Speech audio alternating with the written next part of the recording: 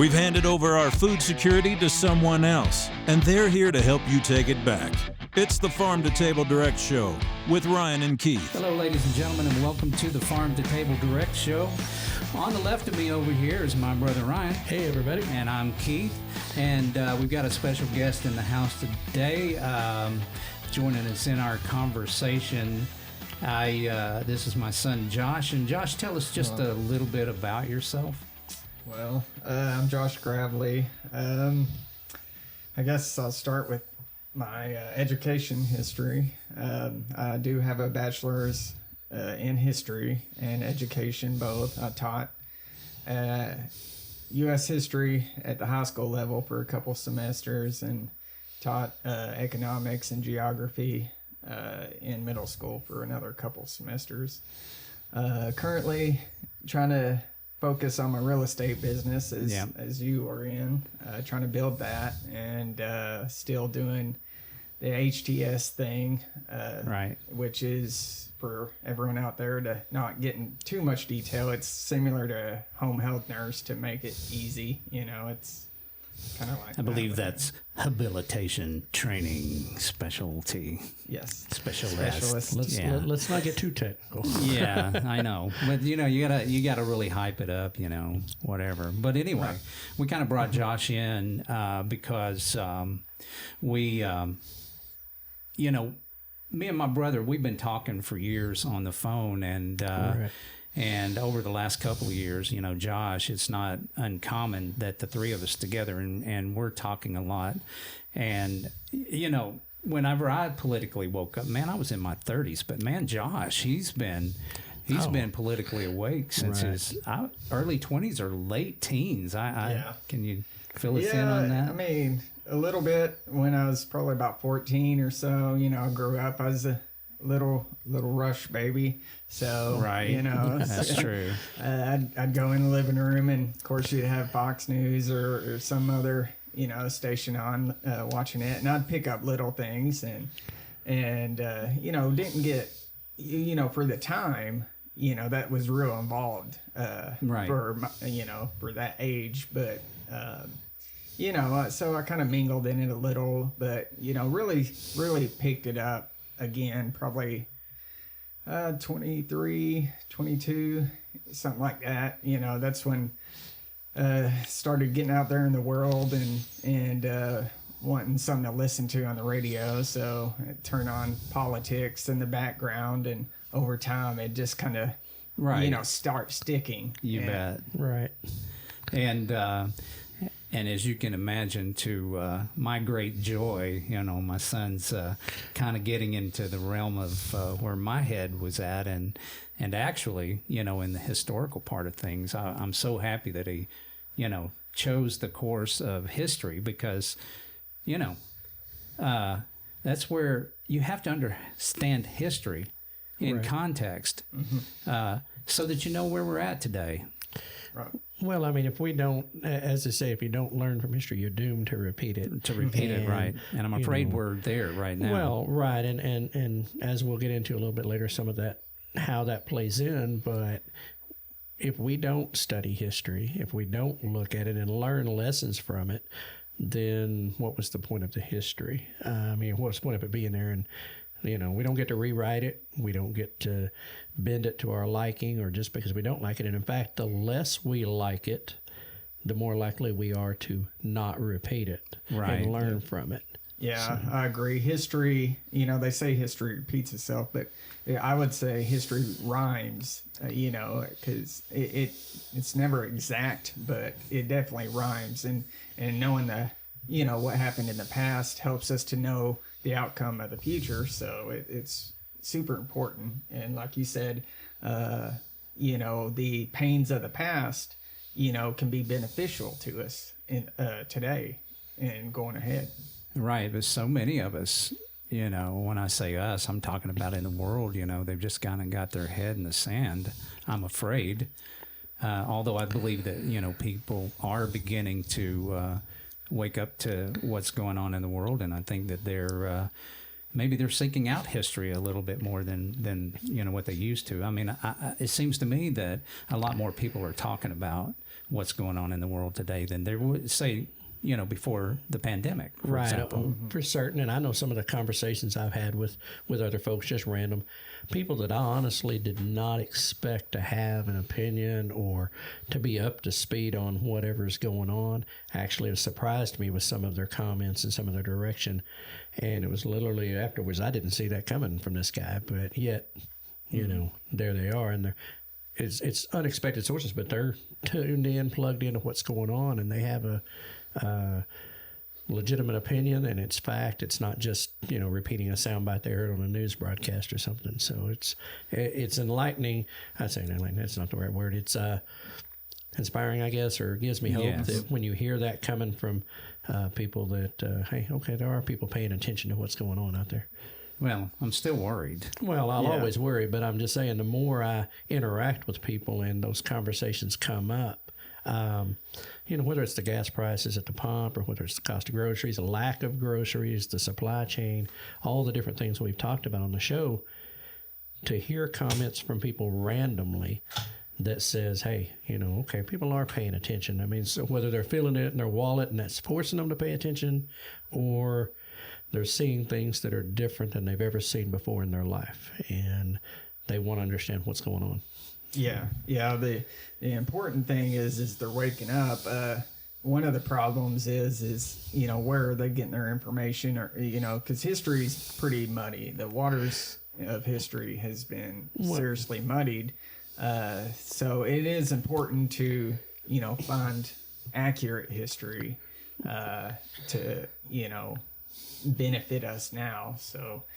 But yeah, it is surprising to see like people that you didn't even realize or think that's paying attention is like, hey, they're telling me like, hey, did you know this happened and this happened? And I remember, 10 years ago, these same people, always griping about me ranting, about politics or history or anything like that. They're just like, Josh, shut up. They'd invite me over for, we'd have a barbecue, and their number one rule is don't talk politics with Josh, and now I go there and it's everybody else is coming at me with, things about what's going on with the farmers. Now suddenly you're the expert in the room, right? Well, or they're catching up a little bit. Yeah, is that what you mean? They're telling me information on things like what's going on with the farming and the gas prices and the debacle in Ukraine, and I don't even have to bring it up anymore. So I'm like, Well, is it because you just kind of got older, you think, and that as they matured? Maybe. Because, I didn't really start becoming politically awake until I was in the 30s, that's my what I younger said. 30s. And so Josh he was just early. He was a lot like a lot of some of the ones that are out there now, like the Charlie Kirks and stuff, who were ahead of their... Ooh, we're putting you up there, bud. Well, I'm just saying, no, but ahead of the crowd, ahead of the curve there on being aware of those things. I mean, I picked up on it early, one, because I like history and I'd gotten involved in some of the local politics in our town we were growing up in, so I kind of already had it. And then the rush rooms were popular in the late 80s, early 90s. And so, and when I was living in Southern California and surrounded by liberalism, my barber shop in the back had a cigar lounge and a rush room. So it was like the ultimate place to be. And so, for a guy that was in his 20s, early 20s, that was getting to learn it, because there were older folks in there. I was the young guy. I was the kid. Oh, right, yeah. And so getting to just sit back and not necessarily comment or not necessarily say anything, but just absorb and learn. Well, I remember in conversations past with me and you, bro, in high school, you were all over the history thing so much that you really didn't have to try too hard, compared to other people. Right. Well, it always interested me, the history, the civics classes, the social studies classes, those types of things. Now, I will say that as I got older and I studied more and learned more, I learned that what some of what I was taught in school by the teacher that I was taught, who I have respect for, but it was the textbook, and it was written by the people who wrote the textbooks. And I look back now and I see the leanings of the writings, and I see the misinformation that was in the textbooks that wasn't exactly the whole story, or wasn't. Absolutely. Right. Yeah. I've seen that, like, because after, going into college, I wasn't taught a lot of history in college. I mean, that I didn't already know, because, I was already, well, especially for a history major. Well, I mean, I guess I did do the history portion of my college kind of later. I was sorry, Josh, can you pull that microphone up just a little bit there and get a little closer into it? I mean, I was probably... That's bad. Well, I waited to probably about 24, 25 before I started the history portion of college. So I was a little older than, they are teaching 18, 19, 20-year-olds in there. So, I mean, that might have played some role in it. But, But, after college, I started teaching high school there at Fort Smith, Arkansas, at Southside, and teaching U.S. history. And like you were saying, I had to teach the curriculum out of their textbook. And, so I pre-read that textbook before I start teaching on it. And I'm going through there just seeing, the disinformation or misinformation or the spin of what they're getting at.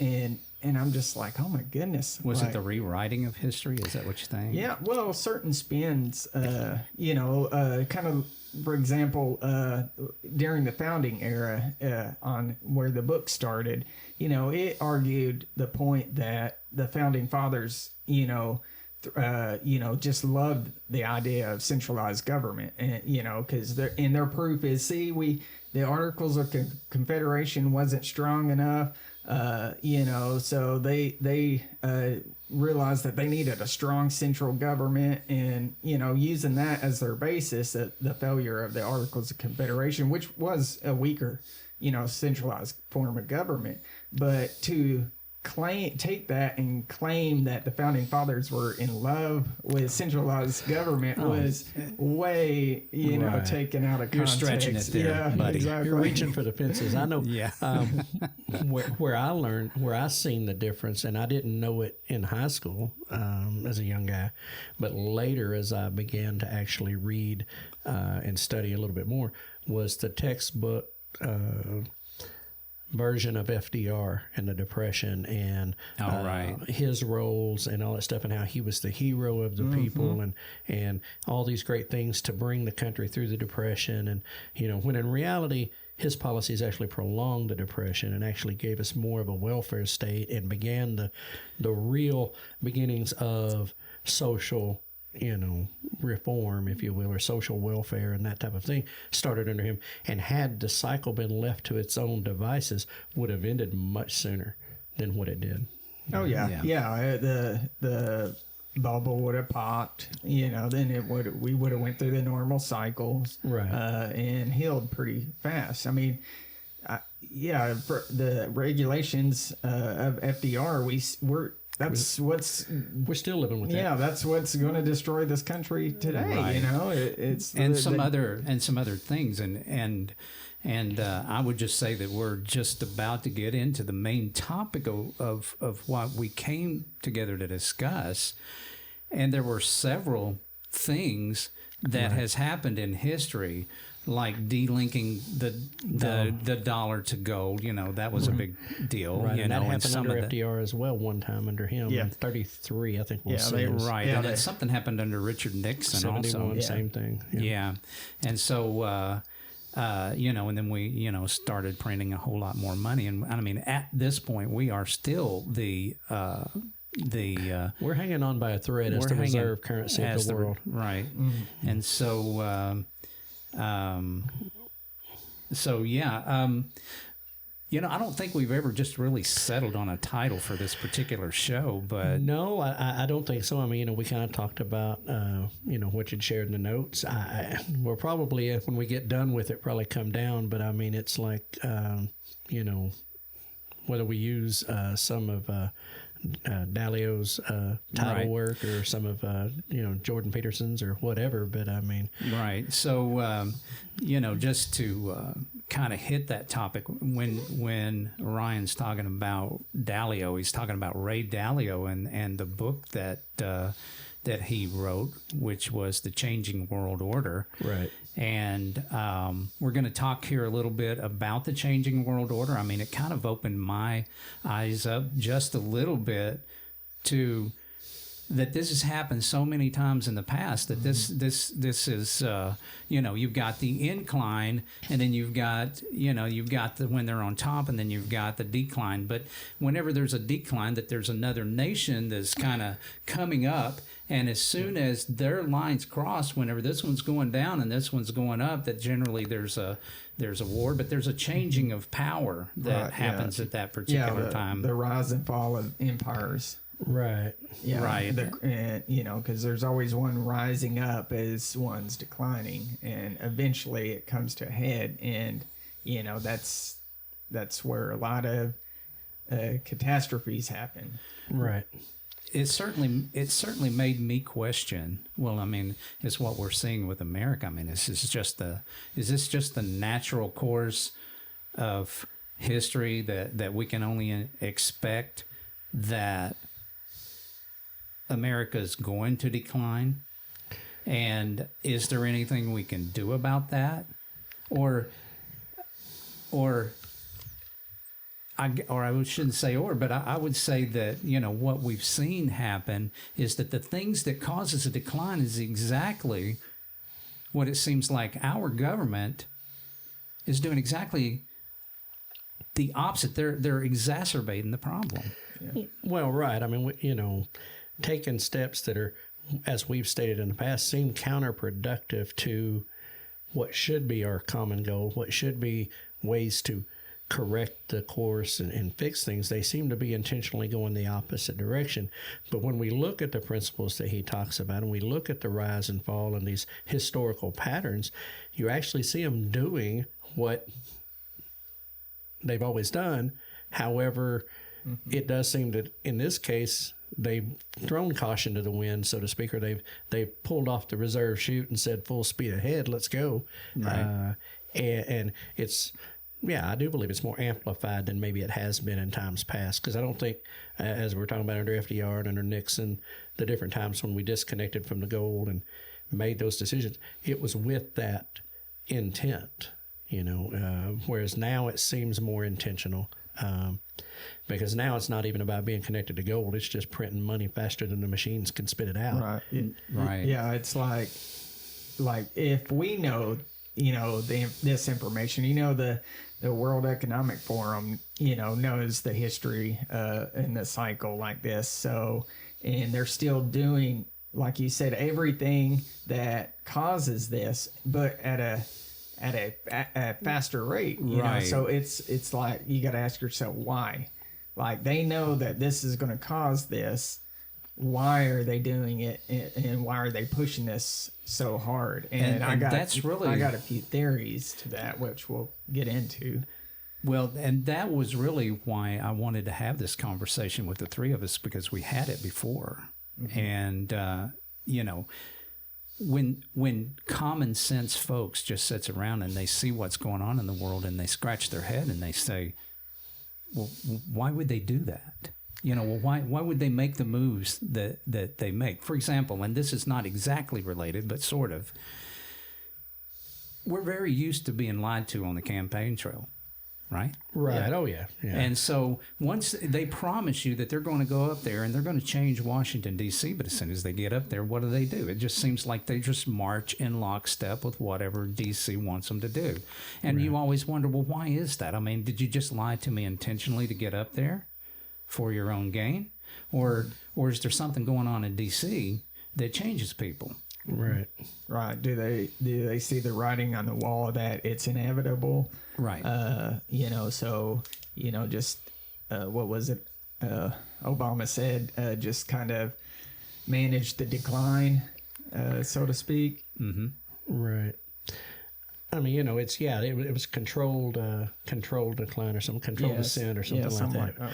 And it was we can't stop this. It's going to happen. So we just need to manage it the best we can, basically, and which was a defeatist, mentality that we weren't used to hearing. But it goes back to his fundamentally transform America, right? Which is wrong, obviously. At that time, right. It definitely could have been fixed. I mean, you ask me now, I'm not so sure. The debt's just gotten crazy over the last 12 years.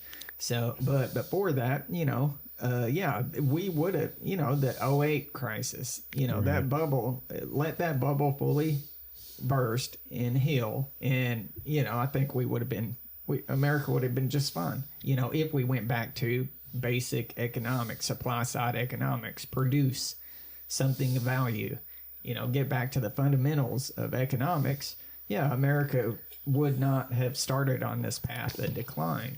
But in 2008 they didn't do that. A lot of people got hurt in 2008, but that the pain should have been worse than what it was. You've seen them throwing things out like TARP, that now, TARP is, it was, I can't remember. I think it was supposed to be like $780 billion or something for TARP. Well, they finally released those numbers on what it costed, and it was crazy high, like in the tens of trillions is what it's well beyond what was stated. It's like, where'd that money go? We're talking trillions, like tens of trillions of what TARP costed. It was y'all told us $780 billion or something. Along that line. Too big to fail. Right. So they should have ripped that Band-Aid off in 2008, go into a long recession for years, a slight depression even, and it would have been fine. Now, they just patched that bubble and they're pumped it so much. It's so much worse now. It's in 2008. I mean, had we went through it, and the situation just been allowed to develop, we were in an overall better position societal wise as well as financially, most people, even though wages may have been lower, things of that nature, because of just natural time, but we were in a better position overall to withstand it. Whereas now, after having come off of COVID-19 and the economic shutdown, the lockdowns, all the stuff where we stalled the economic engine for that long period of time. Now when this hits, the impact is going to be much, much bigger than it would have been at a time when our economic engine was still in its normal function. That was on purpose. Right, of course, and that's really COVID shutdowns was what I was about to say, is that I no longer believe. Call me a conspiracy theorist. Get your tinfoil hat, bro. Yeah, I no longer believe that they were just doing the best that they could to, get through a tough time. I don't think that's not what happened. Well, and like Jordan Peterson and them said, to shut down the world, not just our country, but the world's economic engine and supply side, to think that, what kind of retard thinks that's a good idea? Oh, right. Yeah. I mean, unless there's malevolence or neglect or ignorance, all of which are bad. But there's, what do you think's going to happen? Well, now here we are, 2022. And we're in the whiplash of it, the backlash. It's now come, full. Right. We're feeling it now. Right. And not only that, but whenever you realize, as Ray Dalio says, just the steps to your incline, through your incline, and when you're at the top, what you do, you've become the world reserve currency. And then at a certain point, you delink from gold. Right. And then after you delink from gold and you start the downward decline, basically, then you start printing more and more and more money. Yeah, that's like the second step in the decline, is the printing of money, Right. And, we could argue back, probably from the 80s, maybe, I wouldn't even say 80s. There was a period of time, though, when if you want to call us at the top, Yes, I didn't get that on silent. Sorry, folks. And the 4 areas that he has marked at the top are less productive, overextended, losing competitiveness, and wealth gaps. That's kind of what happens when everything is great. The lavishness or the decadence, if you will, and those things where we're spending money, we're borrowing. We're doing all of those things to, bet on the future. Right. The lowest class still has, the necessities. They're not struggling too hard. That's, the peak of a civilization. Right. Is when the have-nots, so to speak, actually do have. Right. And I want to spend just a little bit of time on that particular point, because whenever I was listening to Ray Dalio's book, and I even looked at his short video that he had there, he was describing the have and the have-nots and when the gap gets bigger and bigger. And he kind of categorized, and I want to kind of get y'all's opinion on this, but he kind of categorized that the left was arguing for redistribution of wealth, while the right was arguing for those that have, that they could keep what what they have. And well, I'm just going to turn it over to you guys and just kind of get your reaction to that, because I definitely had a certain reaction. Well, I mean, me and you had talked about it a little bit, in prep, and obviously, if you go into the left, right, that's definitely left of center, painting the left as this, everybody should be equal and everybody should have this fair distribution of equity and everything. Whereas, he portrays the right as defending the greed or defending the ultra rich, or that they get to keep theirs, and not taking into account that the individual accountability or the individual achievement that, okay, this ultra rich person over here, which I find ironic that he is one of. Yes. Right. But, they worked hard to get where they were at, and they have their money. And, well, of course, and as he talks about, that those, as they have greater wealth, they are able to use that greater wealth to further build their wealth. But, I see contrary to his belief, because I believe that, a rising tide lifts all ships. I do too. And, so, okay, I may only make what I make a year, but I still make more per year in what is lower middle class than the bulk of the world makes in a year, in a month. I make in a week what some people don't make in a year, depending on where you're at in the world. So, our lower may be lower than that ultra rich person, but it's higher than a third world country. It's higher than a second world country. It's beyond, it's the Soviets back, in I think it was in the 70s, 80s, they were showing news clips of the American homeless and the American poor and stuff. And the people there were like, if that's their poor, I'll take it. I'll take the poor in America over the rich. Well, over what we've got in this particular country. Nothing times nothing is nothing. Right. And so, I don't like the picture that portrayed of, the wealthy or the ones who had been smart, made decisions, did things, and built themselves wealth as this bad guy. That when he talks about wealth gaps at the top, there's no accounting for a middle class in that. It's just this.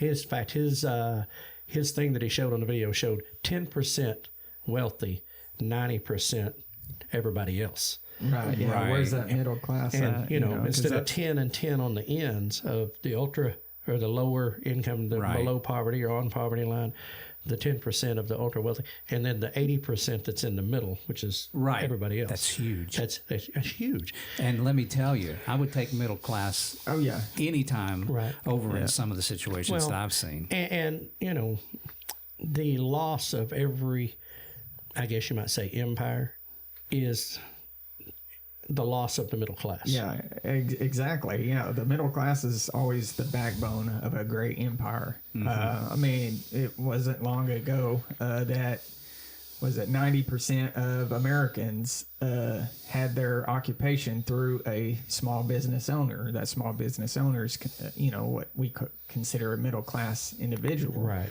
Right. I mean, it's rapidly declining as you see these ultra massive companies with like Amazon and Google and all these people who big box. Yeah. Right, the mom and pops are fading. What Dalio, I did take an issue with that too, where he, puts everybody in a box, a category that is not exactly accurate. History, the best historians know to overgeneralize categories is, wrong, so to speak. Like the best historians look at each individual in each individual action. So when you say the left is screaming at the right saying they need to pay higher taxes, and the right's just being greedy, wanting to hold on to what they got. Well, look at each individual, and each individual on that whole scale, do they not want to have the fruits of their own labor? Of course. Everybody on that scale does, If the you right or the left. Yeah, if you flip the script on their narrative, you would say, well, if you had worked really hard, and I'm not saying people that's lower than middle class don't work hard. I'm not saying that. But if you would have listened maybe to some advice from people who know how to handle finances, if you would have listened a little bit to that and maybe applied those things in your life, then you did those things, you gained some things. What would you feel like now for those people who didn't apply those financially smart moves? Yeah, how would you feel about it if they came to take what? Yeah, contrary to popular belief, most wealthy people did not inherit their money. Right. They did something right to get there, whether it be hard work, knowledge, sometimes luck, but it's rare. It's usually hard work and knowge is what gets you there. Well, right. It was sound investment, sound living principles. I mean, if a person just followed Dave Ramsey's basic formula, they are going to have success. Yeah. 35 grand a year from the age of 30. I think you retire if you follow his basic premises and principles. You retire a multimillionaire. If you start that at the age of 30, just working your 35 or well, I think 35. I think it was $100 a month for starting at 25. That by the time you retired or you reached a certain age, that you would have over $1 million in the bank. Yeah, right. I mean, it was simple mathematics. Of course, he's counting on rates of return and investment and those things. Right. He's counting on things remaining the same as they have over the last 100 years or so. But, I've shared this, and it may seem cold or it may seem callous, and I don't mean it that way because I am compassionate to people in their plights in life. Right. I don't have sympathy because that's just something that I don't feel for people, because the vast majority of the time, people have created their own circumstance. They've created their own life, and I apply that to myself too. When I went through some of my things, I put myself there. But to be clear, I mean, just to clear it up for the audience, what you're not saying is that sometimes people have some extraordinary circumstances. We're not talking about those people. No. Sometimes things are beyond. But there are too many stories, and don't get me wrong, do I think this can happen anywhere? I don't know. It may be an American thing. I don't know. But, you can start from nothing, humble beginnings, and you can build yourself into whatever your hard work and your determination will carry you to. Now, talent you know, sometimes talent goes a long way. Sometimes you don't have that. Sometimes it is harder work. But too many stories, too many histories of the big time wealthy, the big time builders of this country started dirt poor. Oh, absolutely. The fastest rising millionaires in America are legal immigrants. Now, You know. keyword legal. Right. But yeah, they have a higher chance of becoming a millionaire than the U.S. citizen does. And you ask yourself why. So is it unique to America that we are starting to lose that drive? I think that in Ray Dalio's big picture of the rise and fall, I'm going to just flat out tell you it's human nature that when things are good, then it develops weak men. Right.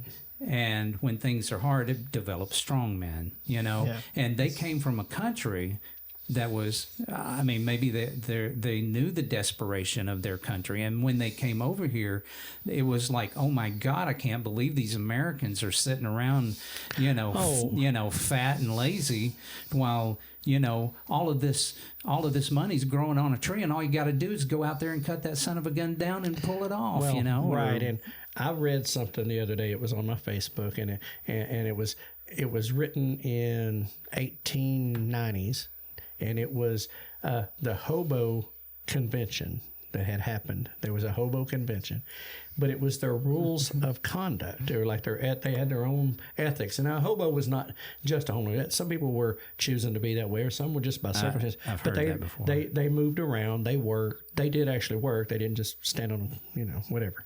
But I'm not going to go too far down that. But they had rules, and that was one of those things was, take jobs nobody else will do. Because not only do you help a business owner, but when you come back to that town, you'll be able to get work. But the principle of that was that take jobs nobody else will do. And I watch it all the time in the fields that I work around. People who have come to this country doing a job that you can't get Americans to do. The people that were born here that have had the privilege. They've had the good life, even if they weren't rich. Right, but they won't go do it because it's physically hard labor. Yeah. It's physically a hard thing. I've helped, and that was enough to know what it was. And, that was a principle they made. Whether they're out there doing it's an undesirable job. It's grunt work. It's messy. But you know what? They're paying for their family. They're having a better life financially than they would have ever had in the country they came from. That's right. Yeah. So just ask somebody from a third world country who came from that situation, where would they rather be to make money? Or where would they rather be back in their country earning pesos or whatever it happens to be that you're earning, or would they rather be in America earning dollars?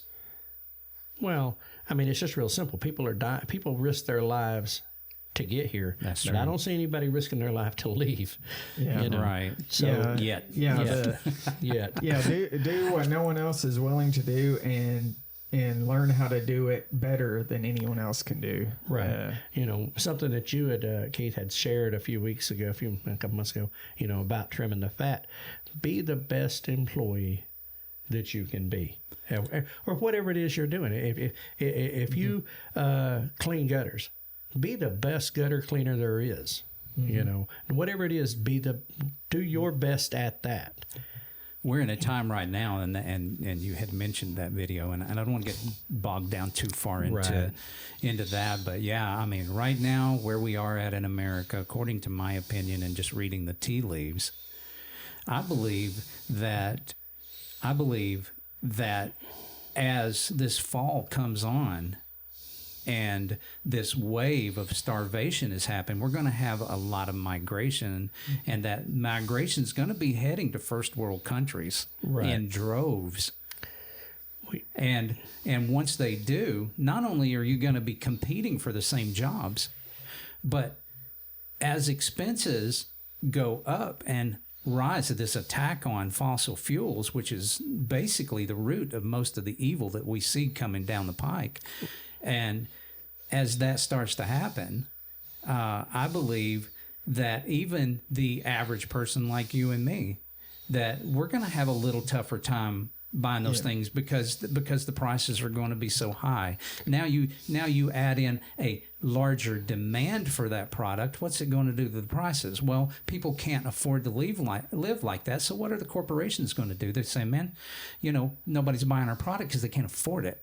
Right. And so if they can't afford it, we need to cut back our employees. I'm sorry, John, you just lost your job. Right. And that's, it's already been happening. But yeah, and I won't go too far down this, but discussions or debates I've had with people over the years about raising the minimum wage that, does the same thing. You drive the cost. Well, guess what? That employer is now going to have to lay somebody off. And the person who's left, his workload is going to increase because that employer can't afford that increase in his overhead, and contrary to what we believe, a employer's job or an entrepreneur's job, their business or whatever, is not to give you a job. It's not to give you a paycheck. Right. It's to make a product or a service and sell it for the best price and make a profit. That's it. And through that profit and through that growth, if they grow and if they expand, they can employ more. But if you hinder them, if you put a collar around them and say, here's what you have to do, and you choke down the innovation, you choke down the willingness to gamble, the willingness to grow, and you take that spirit away from them, well, guess what? We have what we have in our country right now, which is business is going out. Business is just shutting the doors because they're not going to play it. They can't. But yet something's happened, and it's parents' fault. It's a lot of places. The work ethic, that was one of the things Dalio talked about was work ethic. That the work ethic has changed. I go everywhere I drive, I go all over the place. There's jobs everywhere. People are short-staffed. They can't get nobody to show up to work. They can't get people to come to work. And when they do come to work, they expect some outrageous wage. And I just was looking through some stuff this morning, and I came across my old pay scale for where I work now and what it paid versus what I'm making now. And we're talking just a matter of a few years. I'm getting paid basically, if I broke it down per load that I do a day, I'm getting $20, $20+ dollars, $25, something like that, $20 more a load than I used to get. And we're talking about inside of just a few years. Right. I've been there for 8 years, 9 years, and you're talking about that much of an increase to do the exact same job. Right. Yeah. Well, I mean, you have to. I think that you have to take that. With the whole pie, you have to look at the big picture of what's going on there. Right. Even though you're getting an increase on that, with everything else rising, the cost of everything I'm rising. not feeling it. Are we really better off today than we was 3 years the ago? cost of living has changed from then to now as well. But I'm just saying is, guess what? That company's profit, and I work in an industry where you're talking about they have a 3 to 5% margin, and that's it. Even though it's a big industry, you got a real narrow profit margin. And so when things like that affects that profit margin, then they have to cut somewhere else. They have to make other changes. And in Dalio's scale, the two things that were at the top, two of the things at the top was being less productive and losing competitiveness. Right. Which I think is you're living on the fat, so We've you're doing been on this. that. We've been on that path for right, a and while we're losing now. competitiveness because we can't afford to be competitive. That was one of his things. It cost because the wages go up, cost of living goes up, everybody goes up. A company can't afford, and this over here can do it cheaper. Right. Yeah, we're on the economic debt spiral is what we are. Right. And to hit on the minimum wage issue. Everybody always gripes about saying, "Oh, we need to raise that minimum wage and it'll fix this." No, that's compounding the problem. What if you say what's federal minimum wage, $7.50 or something? I think it's still at that. So let's just say overnight they raised it to $15 an hour. Well, who's that going to hurt? it'll hurt everybody. But who's it going to hurt first? It's going to hurt the people who is making 10, 12, 13, 14 an hour, 15 an hour to begin with, because they're not getting a raise, right? So now, but because the first, if they raised it to $15 overnight, you'll see in 2 or 3 weeks that the price of goods will rise to match that service, or to that increase, right? That's right. Because now people in the milk factory who, obviously they're making more than this, but say they were getting minimum wage, so that ultimately made the price of milk be $3.50 a gallon, to where, if now everybody in that plant got a $5 an hour raise, well, that, like, who pays for that? The consumer pays for it. So it hurts the people making just above minimum wage first, and then it hurts the people who got that raise not long after that. Well, because their price quality of goods, life doesn't improve. Yeah, not at long all. term. It just hurts people that's right above it. Right. So it benefits nobody. Which the state that Charlotte in Oklahoma, the minimum wage I think is still down with the federal level. But over in Arkansas, where I live, they raised the minimum wage. The state minimum wage is $11 an hour. Right. Right. Okay. Now, 2 things happened. One, a larger influx of people from Oklahoma coming across the border to work, because they get a higher minimum, they get a higher wage over there, but live over here. But yeah, everything has went up. Right. I mean, and rent and all of that stuff has all gone up. I told people that back before they did it, I was telling them, like, listen, y'all don't understand. Yeah, they might raise that, and $7.50 to $11 an hour. That's a big jump at one time. One time, yeah. And we still can't get people to work. That's interesting, and I've noticed. So it's not the money. Whatever it is, it's not the money. It's the people. There's something going on. Yeah, like Dalio in the chart says, people become lazy, and the laziness, in my opinion, comes from too many handouts. From you can say from the federal government, but really from the taxpayer. And it's.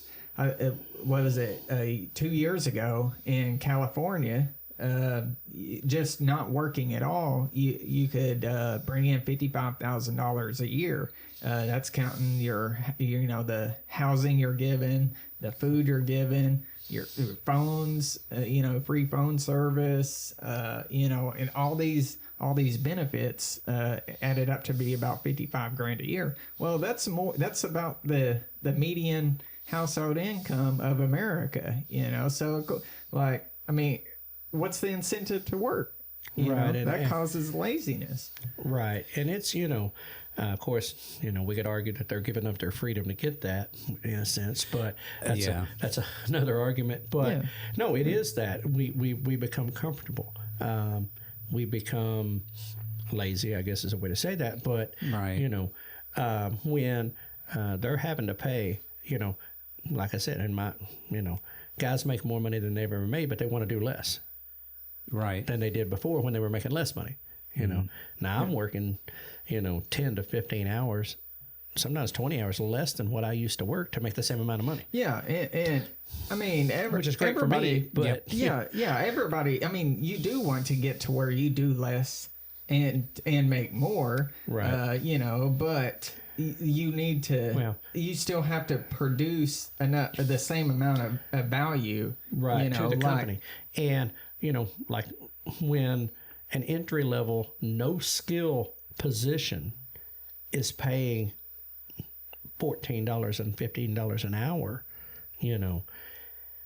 what does that do to the company and, to their profits? So they're going to eliminate it, and they're going to reduce hours, and they're going to reduce down the amount of workload, and that product is going to cost more on the shelf. So that same person who is now making less hours, even though they might make more money an hour, they're making less hours. So they're not really making any more than they were making before. I'm not making any more money than I was making before the change. I'm just working less hours to do it, which, okay. Right. But the cost of living has went up. That's the other side Utilities of the equation. have went up, gas has went up, groceries have went up. just a simple trip out, is now $30, versus, what it used to be. And if I want to go buy, just like I went to the store yesterday. I was on the phone with you.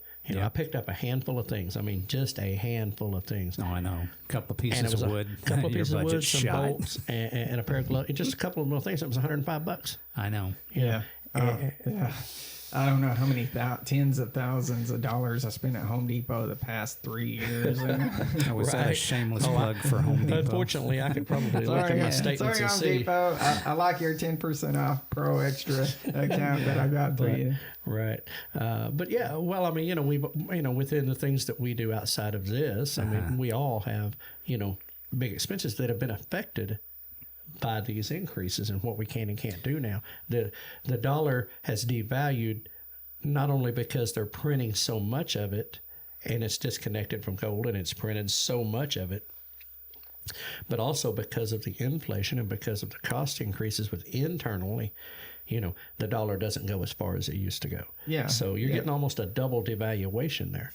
Yeah, government's not elastic, meaning anytime they step in to help and print money, well, say they print, $1 million to help the American people. Well, to implement that plan costed money. So that million, it doesn't get to the American people, that $1 million, you might only get 70% of it by the time they pay all the government officials and the bureaucrats and in the system to get that to the American people. The only thing that's truly elastic is a free market capitalism, a capitalist product. Right. Then it's a pure exchange. There's no loss like bartering. If I'll trade you 10 chickens for a goat. Right. During that exchange between two people, there's no money loss, right? Right. There's no associated cost outside of that money, and I think I've always said that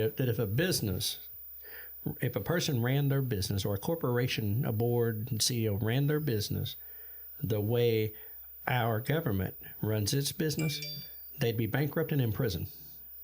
Oh, right. Yeah. No doubt about it. Because they write so many rubber checks, they could bounce to the moon. And, so when you do that, I mean, the inevitability is eventually, the debts are due. Eventually, you got to pay up. And, who's going to have to pay that price? We are. Yeah, I've asked that to myself many times about, who's going to be the one that's actually paying for this? Is it going to be the landowners? I'm thinking, who holds our debt, number one, and when they come calling to collect that debt, at the end, it's supposed to be the good faith of the American people, right? Well, then they're going to say, hey, yeah, I know, but you elected me to spend all that money, or that you elected me to do this, and this is what you get for that. And sorry, but now those people who are coming to calling to collect it, they're going to have to go to the citizens and take what they've already got just to pay the bill. I mean, I don't know that that's what's going to happen, but that's one of the things that I absolutely worried about. Yeah, I mean, just the other night, I was watching Reagan on Johnny Carson from 1975, right? Because I'm a nerd like that. You're an old dude. I was watching it on YouTube, and, he pointed out the fact that, because Carson was like, hey, where we're at, because it's 75, starting to get, the economy was starting to go down a little bit. It's in the middle of some bad stuff. I mean, it definitely got worse under Jimmy Carter, but, it wasn't doing the hottest, so they were asking him about what government implementations are you going to do to, fix this if you were president. And he said the government can't fix it, that it falls on the American people to fix it and to produce more, more value, more supply. He said that, from day one, when the government comes up with a plan it costs money. Then the American people pay that back, right? So he said, that's not efficient. It like is America that plan. Taxpayers are always trying to catch up to that plan to pay for it, right? Right. Because that ain't a free plan. It comes out of someone's pocket or printed money, which causes inflation, which again is paid by the American people. Well, right. I mean, that's, he was, I've said this before, I think it's great that the two greatest economic booms of our lifetime and really of our country came under Reagan and came under Trump. Whatever you think of the guy, whatever, regardless, the economy during his 4 years of presidency was phenomenal. Both of those had degrees in economics. So, Josh, no, we need you. No, well, they boiled it down to two simple things: supply side economics. Right. But they had degrees in economics, not law, not gender bias studies or whatever. I don't know. They had actual practical knowledge that they brought to the table and applied it in a place that does not use logic and reason and common sense. Common sense. But because if I manage my finances the way the government manages their finances, like I said, I'd be bankrupt and in jail. It's because you and I, as we sit at home at the kitchen table and we do our bills, it's because we want to survive and we have our own best interest at heart. However, what I would say is that the government may have ulterior motives. Or at least those people within the government has ulterior motives, and they're trying to take care of they're trying to not the American people, right? And government has grown. The machine has grown to the point that it now exists and serves only to serve itself, right? Which could lead us to our main topic of the path, world order. the changing world order. Like what are they doing about it on the collapse, and what do they see, and who's on the rise? I don't know if you want to, talk about China and of course, and all that. I'm not the cycle. Did y'all want to? Y'all got the cycles pulled up. Well, I've got talk about the intersection. Intersection. The intersection. I may have to put that up in post because I don't have it here on my screen. It's, I'm just okay. Let's see. Because the cycle, as one empire falls throughout history, another's on the rise, right? And when and on that cycle, when those two nations or empires cross, there's like always a war. You can go back to the Dutch when they pretty much was the world standard. The Dutch, the Spain, France, Britain, then now America. You see the rise of China. Making that push to now get there, and we're America's not falling so much right now where China's going to overtake us, but those cross are passing and they're rapidly coming. So that's right. In the elite, if we know the cycle, the elites do. So why are they still pushing policies to bring us down? And I think what it is that they're trying to, this whole thing with the Great Reset. I think they're putting their pawn pieces and chess pieces in place to become that rising power for globalism instead of China. So that's that. And China sees this. That's why China's fighting against the Great Reset too. Right. We had talked about this pre-show that the natural rise and fall. And we're in the decline, but we're not so far that. Now there's those who believe that the inertia is just too big and we can't stop it. But we're at a point that we could, but we're still above. China hasn't. They're trying to become the reserve currency of the world. They're trying to become the superpower. They've invested more in their military. They've done all the steps. historically to put themselves in that position. And we went through our cycle, multiple times where we're, kind of on that situation. So I believe that with a natural course, if there was no other factors involved, it would naturally occur as it, has in history. We could potentially stop it, but the cycle would go. But kind of what you were talking about with the World Economic Forum, the globalists, the climate, which I think is just a tool, but those players, that is a outside third party that is interfering in that natural cycle to try to make themselves benefit and try to be the ones, and so, what it has done is it is accelerating our decline while it is stunting China's rise. Exactly. Right. And they're in the middle of that cycle and trying to be the ones that control the outcome and control the currency, and they become that new rising world power of globalism. Yeah, 100% agree. Well, I at this particular juncture, I'm going to introduce something, kind of throw a monkey wrench in, or at least posit a theory that I have, is that when I ask them, why are they destroying America on purpose? And because I'm there, and I think probably you guys are too. This is not just happenstance, but can't be that stupid on purpose. Yeah, right. My theory is that they're playing for all the marbles, and I'm not talking about a new world order. I think they might be fighting for a one world order. Right. What say you? The world order, and it kind of.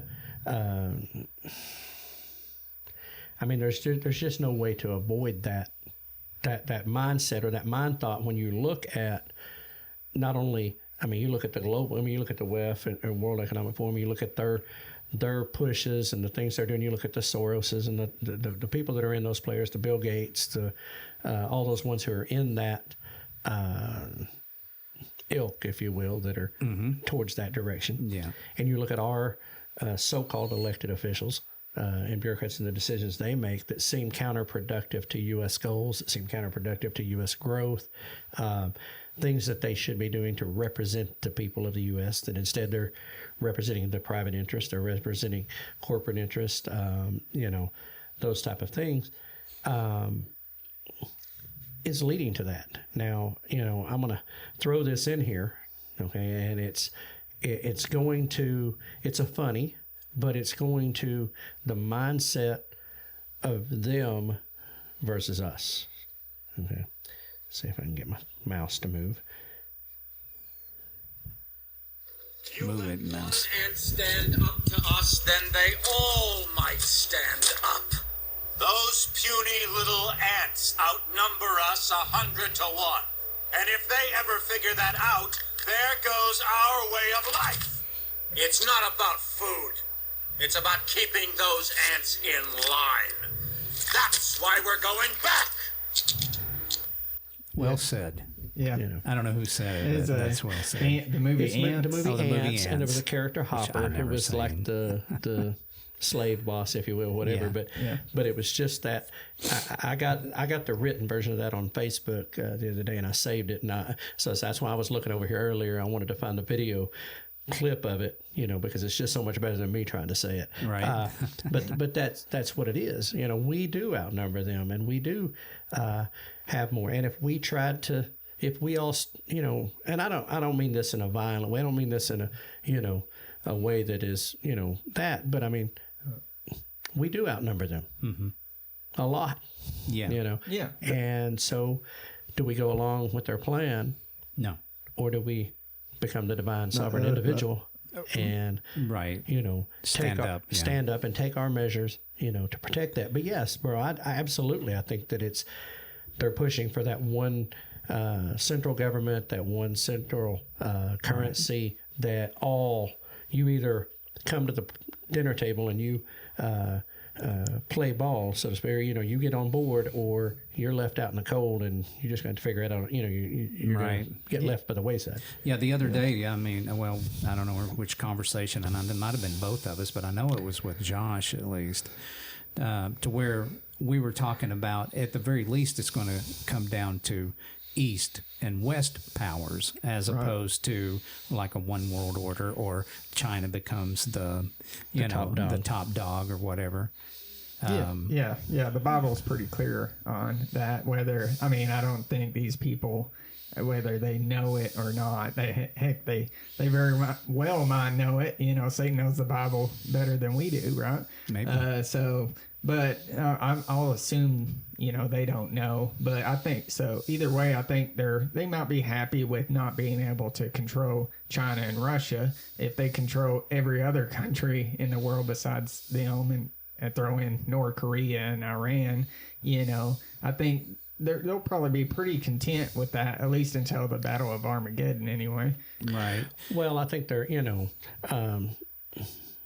when we were listening to Jordan Peterson and Michael Yon the other day, and they were talking about, one of the things they were talking about was the potential, because of the gas being turned off from Russia and all the different things, the potential collapse of Germany, and what that would do to the European Union, and what that would do to our economy, what that would do to China's economy, and everybody, that it would basically crush or set back drastically if the European theater, if those European countries, and particularly Germany, had to, basically, if they crashed. And, who's that benefit? Right. Yeah. Who does that benefit? Well, when you look at it into terms of what Michael Yon said, and now Michael Yon is for those of you who don't know, I would recommend you go out and you watch the video. I think it starts with the horseman. Cometh the horseman, and it's talking about famine. And but it's Jordan Peterson, Dr. Jordan Peterson, and Michael Yon. And it is on YouTube. It's out there. The Triangle War. Talking about... Right, the pandemic, famine, war. Those three things always accompany each other. Right. You said earlier, though, who does that benefit? Right. And I would say, of course, I'm going to say World Economic Forum, because I don't think there's any. Well, I don't think there's any question in my mind, or probably y'all's, that's ultimately who it is. However, there what is kind of one of the evidences of that is what Michael Yon is saying is true, is that up in the Netherlands and Belgium and Germany, they're trying to make a tri-state city. Right. And the only thing that comes to mind there, and I'm going to dig a little deeper into this at a certain point, is that they've got this utopian main area that they want to control the world, and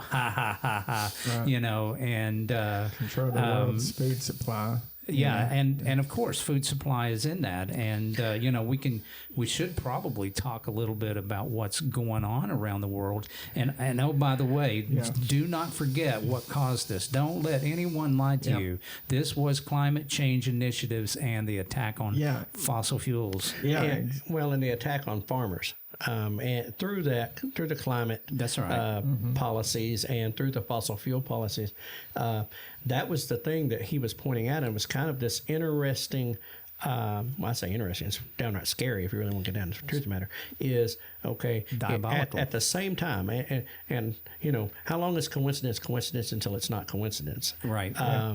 When you've got the Netherlands, their economic policies being passed by their government.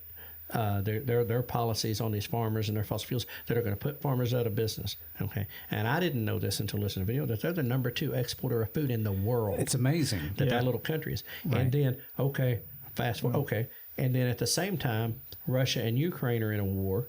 And Ukraine is one of the top 5 exporters of food and grains and things for fertilizer in the world. Do you think that it was an accident?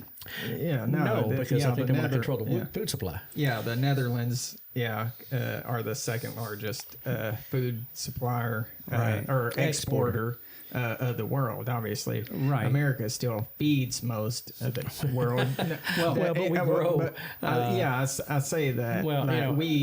We grow more overall, but we give away, Right. most of Africa is fed by, America, through, donations and Right. such like that. But, you brought up Germany and you brought up the Great Reset. I'll actually use my first note, of the show. Finally, we got to his notes. Yeah. And that was, they're doing it through the Green Movement, right? That's the correct. World Economic Forum and, and without the a Great doubt. Reset is they're using the green agenda. Well, I mean, just these stats here show that it's backwards thinking, that they know it's not going to work. With Germany, Right. they cut off oil. Germany did it themselves with what France did, the nuclear shutdowns. Right. And Germany stopped producing its own energy, right? And now Germany is in a spot where they're burning coal again. Right. Yeah, and interesting, they're even burning wood right now. Which is the dirtiest form of energy, right? At burning wood, they're having to go backwards because of these green Policies. Right. They've Right. basically They went backwards, and it ain't just Germany. Australia, Australia was on board with this whole green movement, right? They stopped Yeah. burning coal. Australia did, but what are they doing? They're still getting coal out of the ground, but they're just selling it to China. They're not using it themselves. Well, China does not burn its coal like most Western nations do. We got ways of burning coal that is cleaner than like other countries. So if it was about the environment, why are you giving it to the biggest polluter of the world in China, where they're not going to burn it efficiently? yes. Right. So it has nothing to do with No, it doesn't. the planet. It's about control. Well, absolutely, and that is the number one thing to keep in mind, is that just like Hopper said on the little clip there, it's not about food, it's about keeping those puny little ants in line. It's about Right. it's about profit, it's about money, whatever you want to get, but it is about control. And Germany, having lived there, it hurts me to see that, because I know how Right.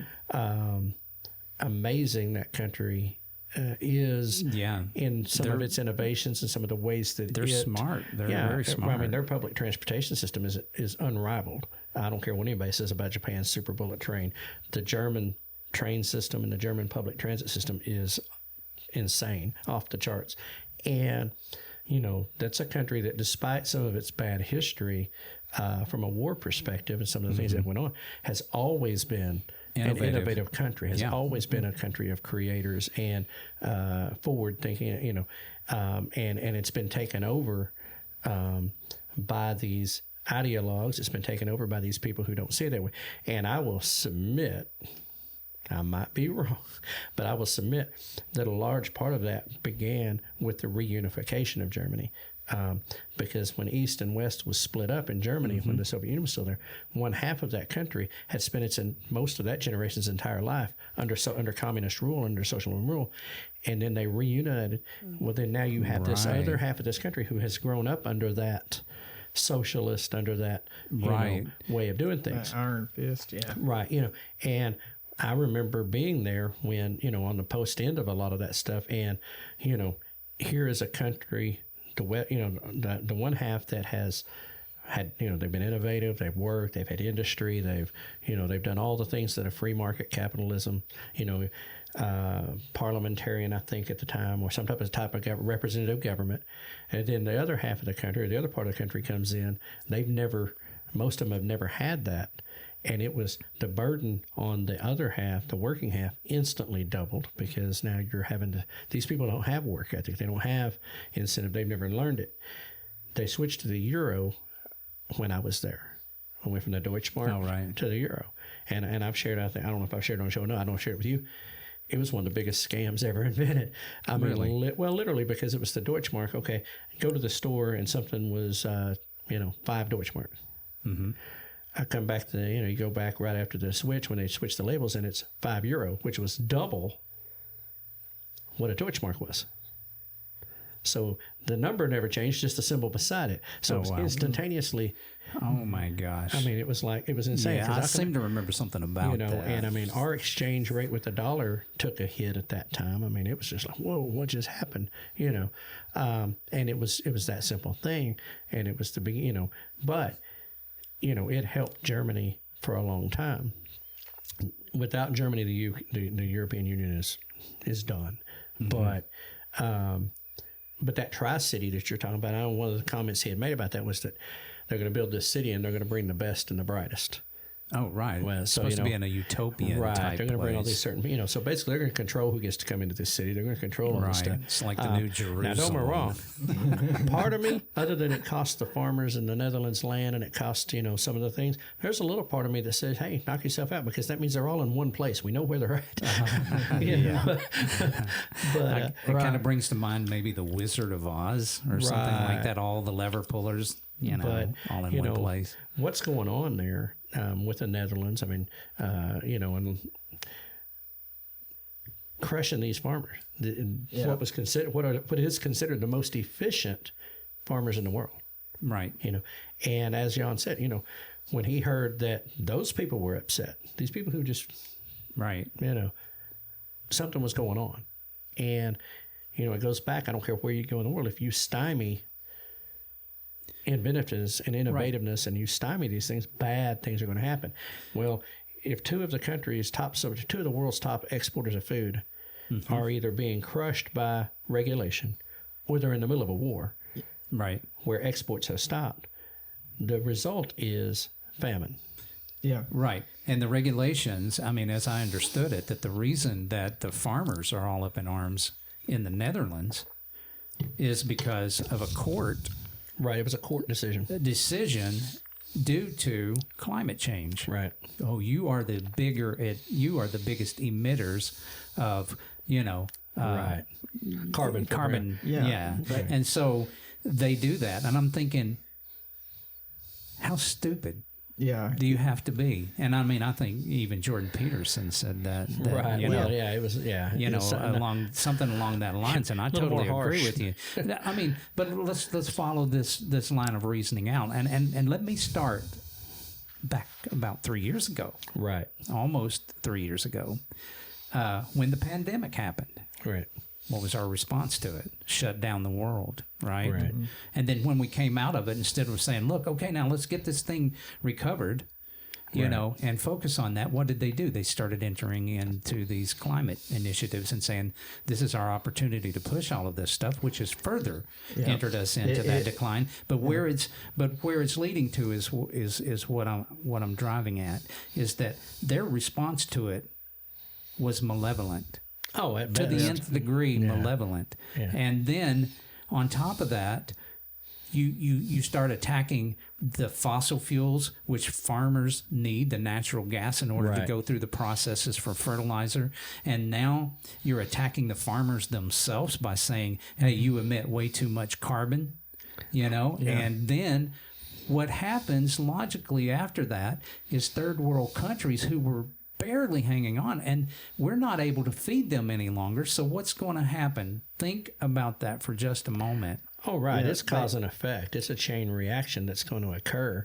And that's what, when they predict this global famine that is coming, and they say as soon as fall. And, I shared with you the other day that I feel like that those countries, those developing countries, those third world countries that do rely on others, your island nations that import most of their food, they aren't able to grow it there because they just don't have the room. And those type of countries will be affected first.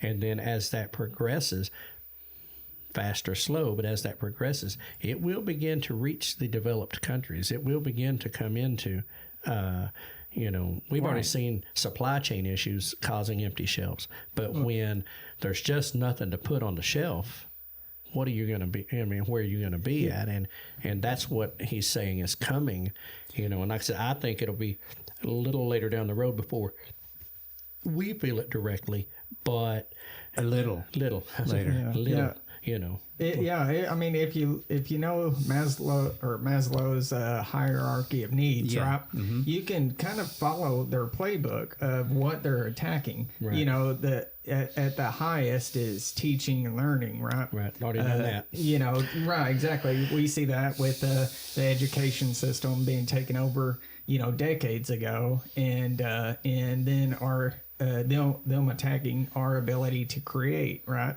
Mm-hmm.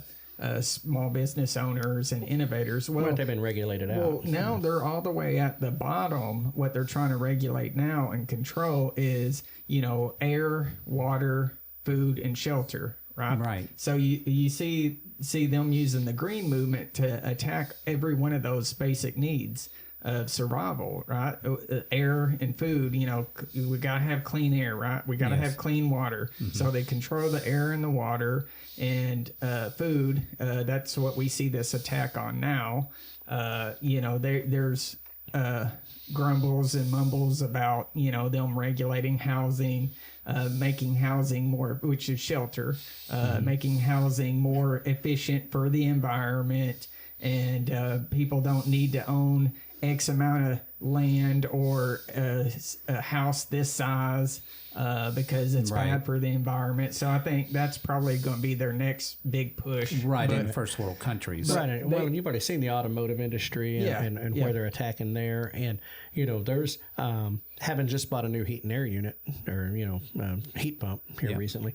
There is regulatory changes that will happen within that industry that it has to be above a certain SEER rating for them to be able to install and sell it now. I see. That's coming down the pipe. So, you know, that cost, you know, I mean, I know what I paid for mine, and I bought a high SEER unit and thing. It's above their threshold, but I chose to do that for myself just on an economic standpoint and an efficiency standpoint. But yeah, the green, it's infiltrated into that. It's everywhere, and it's attacking all of those pillars. It's attacking all of those things with the end goal of keeping the ants in line, getting us reliant upon them being able to control our food, them control our shelter, control what we do, what we don't do, not for any other purpose than their end means. You know, we're to become producers or we're to just be there. You know, we talked about AI and machinery and stuff, and the advancement that's going to replace the worker. But it's all about keeping it. It's all about keeping in line. You know, if you take away everything, if you make the pain enough, if you squeeze hard enough, and then they come in and look like the hero because they've provided the solution. Mm-hmm. So let me just ask a question. You know, right there, is that I know that they're thinking of AI and transhumanism in the future, and I think that they've got their eye on that, and they want to come out on the other end of whatever's happening in control of all of that. And so do you think that in the background they're just using climate change so that they control the levers of power, or do you think that there's anything benevolent in that? Not malevolent. I feel like it's malevolence, but is there anything benevolent at all that could even be possible? And I'm giving them a huge benefit of the doubt, you know. I would say, Josh is shaking his head no already. I just read where, you know, everybody with the policies that they're doing is causing the air to become more polluted, right? They're now you know, everybody's burning more coal and wood. They're going back to wood. I mean, for goodness sake, like for energy, and that definitely does not help the environment. That hurts the environment. So I mean, their policies. You see what's going on in Sri Lanka, you know, just sewage being thrown out in streets and stuff like that because there's no water. And so, I mean, how does that help the environment? Like, I mean, their policies are just tearing the environment apart. So. Well, I can so say it straight can't up. Be for the good.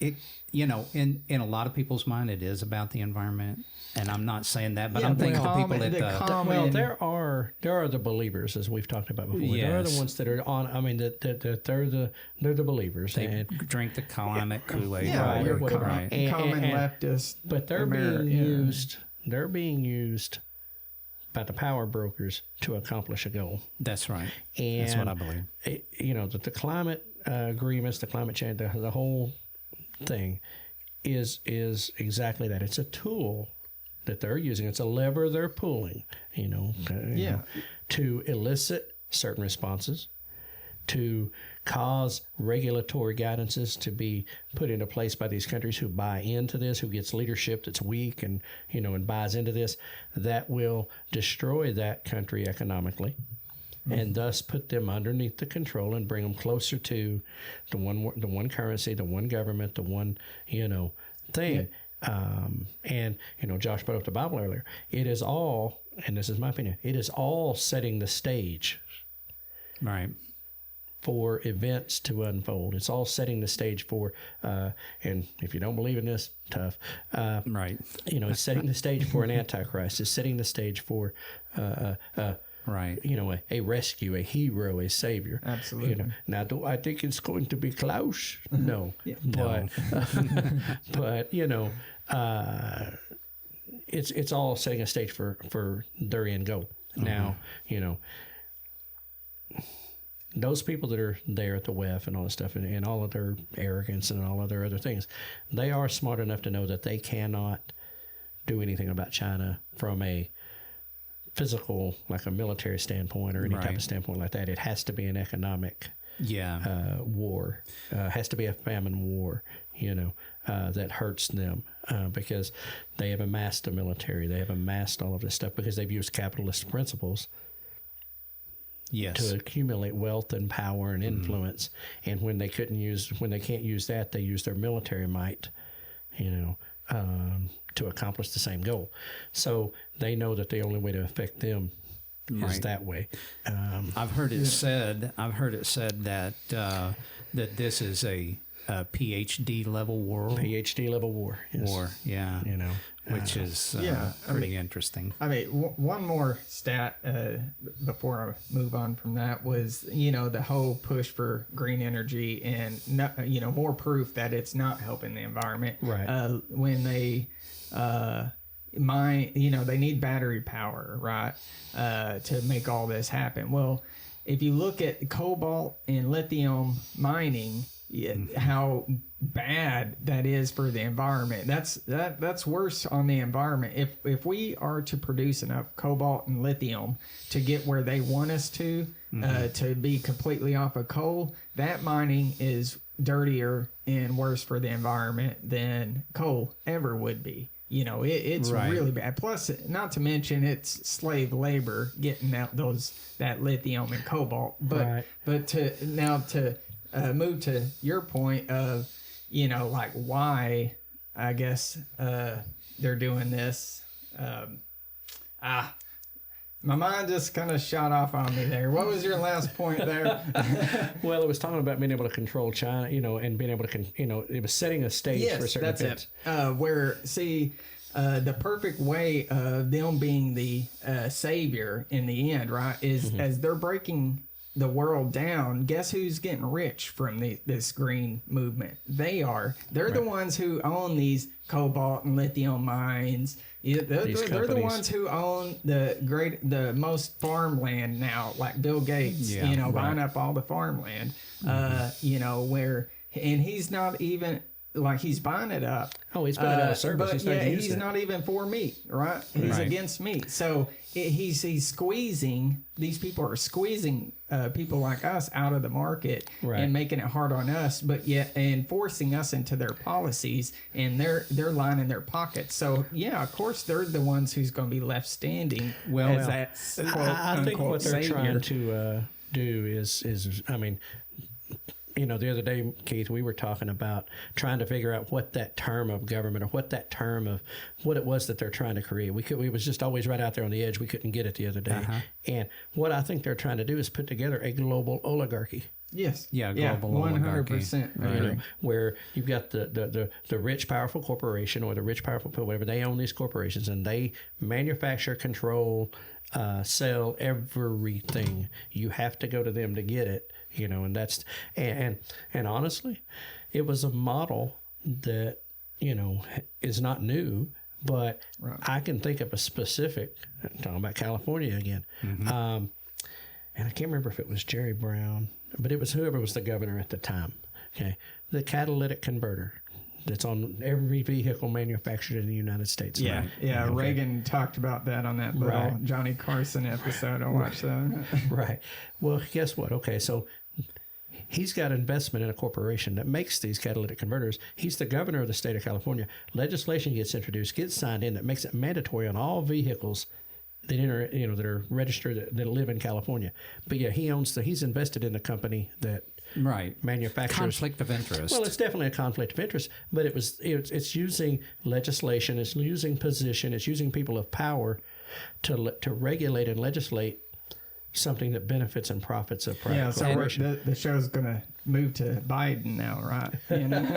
Well, Ukraine, The Biden China, family, and China. because that's exactly what's going on with them. The China connection. Right, but it's the same thing. I mean, you know, it's that same. It's just gotten bigger. It's just a bigger model, but it was that same thing. I remember laughing about it. I mean, it had happened before I ever lived there, but when I got the story from somebody who did live there when all that happened, it was just like, you're kidding, right? Yeah, it's the bridge to nowhere that everybody builds, and once they go to Washington, you know, they own that, they buy that cheap land out in the middle of nowhere, and guess what? Yeah, federal funding to get a bridge built straight to it. Right. And I think that's just another, sign or a post mark of exactly where we are in the decline. I think that one of those things that was an indicator of decline was corruption. Yeah. Right. Oh yeah, absolutely. Yeah. You know, it's corruption, crony capitalism.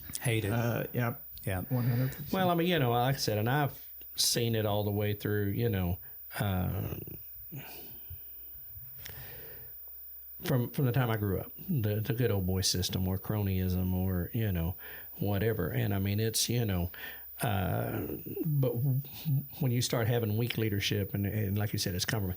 And one of the things he talks about, in the video he talked about was compromised morals, compromised education, compromised, the things are no longer being taught, in the home and in the church and in the school.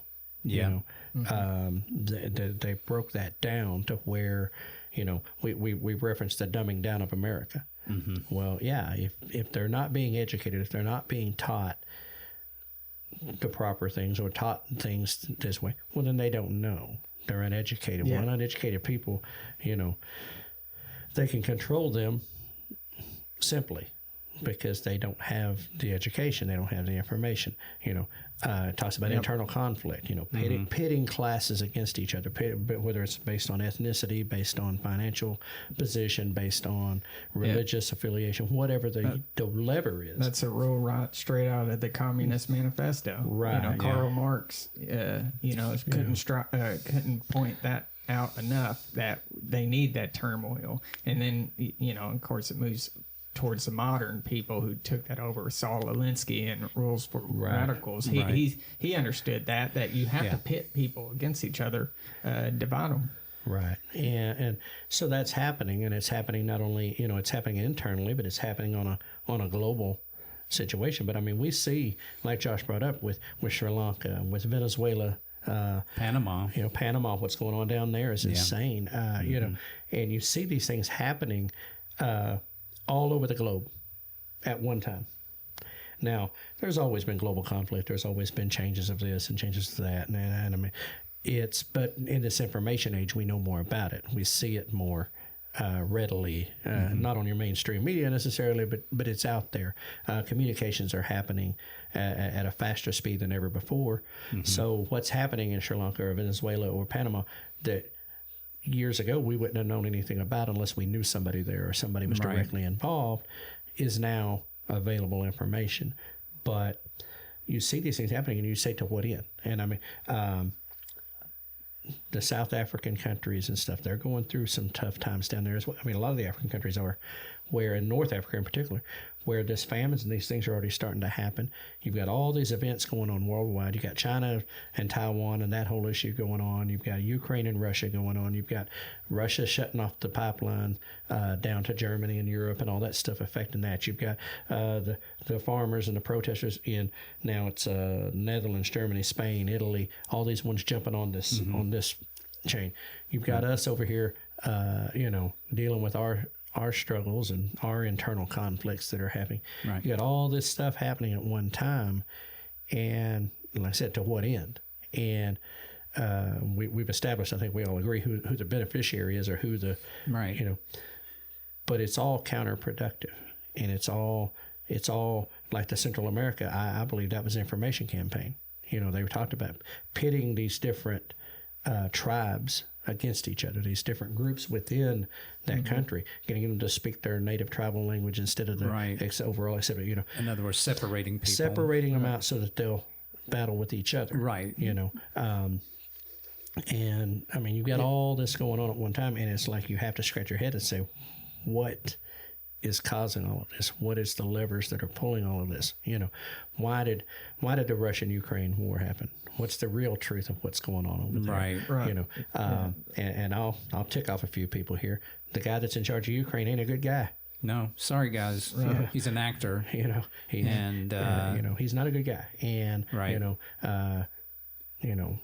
Ukraine is one of the most corrupt countries in the world. I mean, it's an oligarchy, and it's corrupt. Putin is, I'm not standing up and defending that guy. He's a bad dude. Okay. Yeah. And there's bad players there. You've got all these things going on. But if you'll notice, they have strategically placed people in strategic places. Right. I mean, let us not forget, the Biden connection to the Ukraine and how all of that stuff might have played into this with Burisma, right? And of course, with Hunter Biden being in the news, quite a bit, and more. We said it a couple of years ago because we've known it for a couple of years about the connections of the Bidens while he was under the Obama administration, and the things that was going on with Burisma and under trying to get control of corruption over there. They're over there stoking and planning that, and now suddenly, out of all the places in the world, we've got a Russia, Ukraine, and by the way, war. It was so bad that even Obama stepped in and told Biden during his presidency, you got to chill out there. Right. Well, I mean, to take a look at this, Biden, day one, week one, whatever, clears the path for the Nord Stream pipeline to go online. Yeah, interesting. Yeah, shut down the Keystone. Shut down the Keystone and open that one, which would, seem counterproductive to... Right. To overcoming the pandemic. Right. Well, it's not overcoming the pandemic. I'm talking about, but it's not about the environment. But what I'm saying is okay, now you've got Russia, which the whole thing with Ukraine, from Putin's perspective, was his pipelines went through Ukraine. Okay. That's where his pipelines. That's why he wanted Ukraine, because they had control. Those pipelines went through there. They could control that. He was it was costing him. Build the Nord Stream, it goes around them, right? I see. Yeah. So if he built it around him and he's there, what's the need to go in? Yeah, unless you have been antagonized. Right. Yeah, you cause tribalism, like you were saying, and to stop innovation. I mean, you look at the story of Babel. God had to step in and do the same thing, right? Well, I think they're using a playbook straight from that. Like, we have to create tribalism. Change separate them out. Separate them. God did it in the Bible by dividing languages. Right. Which we have overcome now. So that's a whole other thing. Yeah. But I mean, Putin's own words. I mean, to him, the greatest tragedy was the downfall of the Soviet Union. Sure. Yeah. And he wants to retake the countries that they had overtaken before and restore the Soviet Union land-wise, restore all that. Well, Ukraine was a part of that. Belarus, all those other countries over there, the Slavic nation, Yugoslav, and all that. So that's Well, could there be more to that? You know, in other words, they don't want to go along with the downward decline of what's going on in the Western world. And that's the thing. Putin's not on board with all this. He's not on board with the globalism. He's not on board with the Wokeism. The one world. Right, wokeism, definitely not, and one world currency and all of these things. He's I guess you'd call him a relic now, but he goes back to the where there were the superpowers. There were the big countries, and they, you know, because if you think about his time when he was younger, coming up as a KGB and all that other stuff, and when the Soviet Union was there, and you still had the UK and European influence, and you had the US influence, and China was off over here. They were an influence, but they weren't real big. But it was all these big powers that were in this global struggle with each other, where now those things are going away, and there's no bad guy, if you will. There, you know, there's this struggle. It's one big thing. Right. That's not what falls in his mindset. He wants to control his country. Well, what does, and I don't know, I think I've heard it in the past maybe a little bit, but what is he's saying about why he's doing it, you know? And I mean, well, he actually said that he went in. He said that I think I remember that there was some comment about the fact that that he went in there to end that they were corrupt, they were evil, they were bad, they were corrupt, and he was going to squash it. Oh, that's what every dictator says. Right. Obviously. Well, no, there's no such thing as a benevolent dictator. I mean, understand, but I mean, but I mean, is he wrong? No. But, you know, was it as simple as I'm tired of messing with you guys? Or did, you know, something behind the scenes? We don't know. I mean, right. I wonder just, you know, my question was, well, if we know it, I mean, if we know about the rise and fall of nations and empires, and he sees where America's at in all of this, and he sees what the World Economic Forum's trying to do. If we can see it, by George, I know he can. Yeah, well, you know. And so is he being the counter to some of that stuff? Yeah, I mean, I think so. I think China and Russia both see what we've been talking about, and they're against globalism. You know, they want to be that rising power. They want to be the big dog, but they don't want on that path. But the Great Reset people are stepping in, trying to take the place of that next rising empire. And now Russia and China are not good guys here. No, obviously, right. We're not taking up but they are fighting. Yeah, they are fighting. It's evil versus evil. Right. Well, and you throw in the fact. I mean, take a look from that perspective. If you think about the perspective that Putin's at of okay, here's this globalist movement over here, and they're trying to do these things, and I'm trying to maintain my influence and my position on this stage, even though I might not be number one, I'm a good number three, you know. He's trying to control that. Well, with Ukraine being one of the top exporters of all of these things in the world, minerals and other stuff, why would he not want to control that?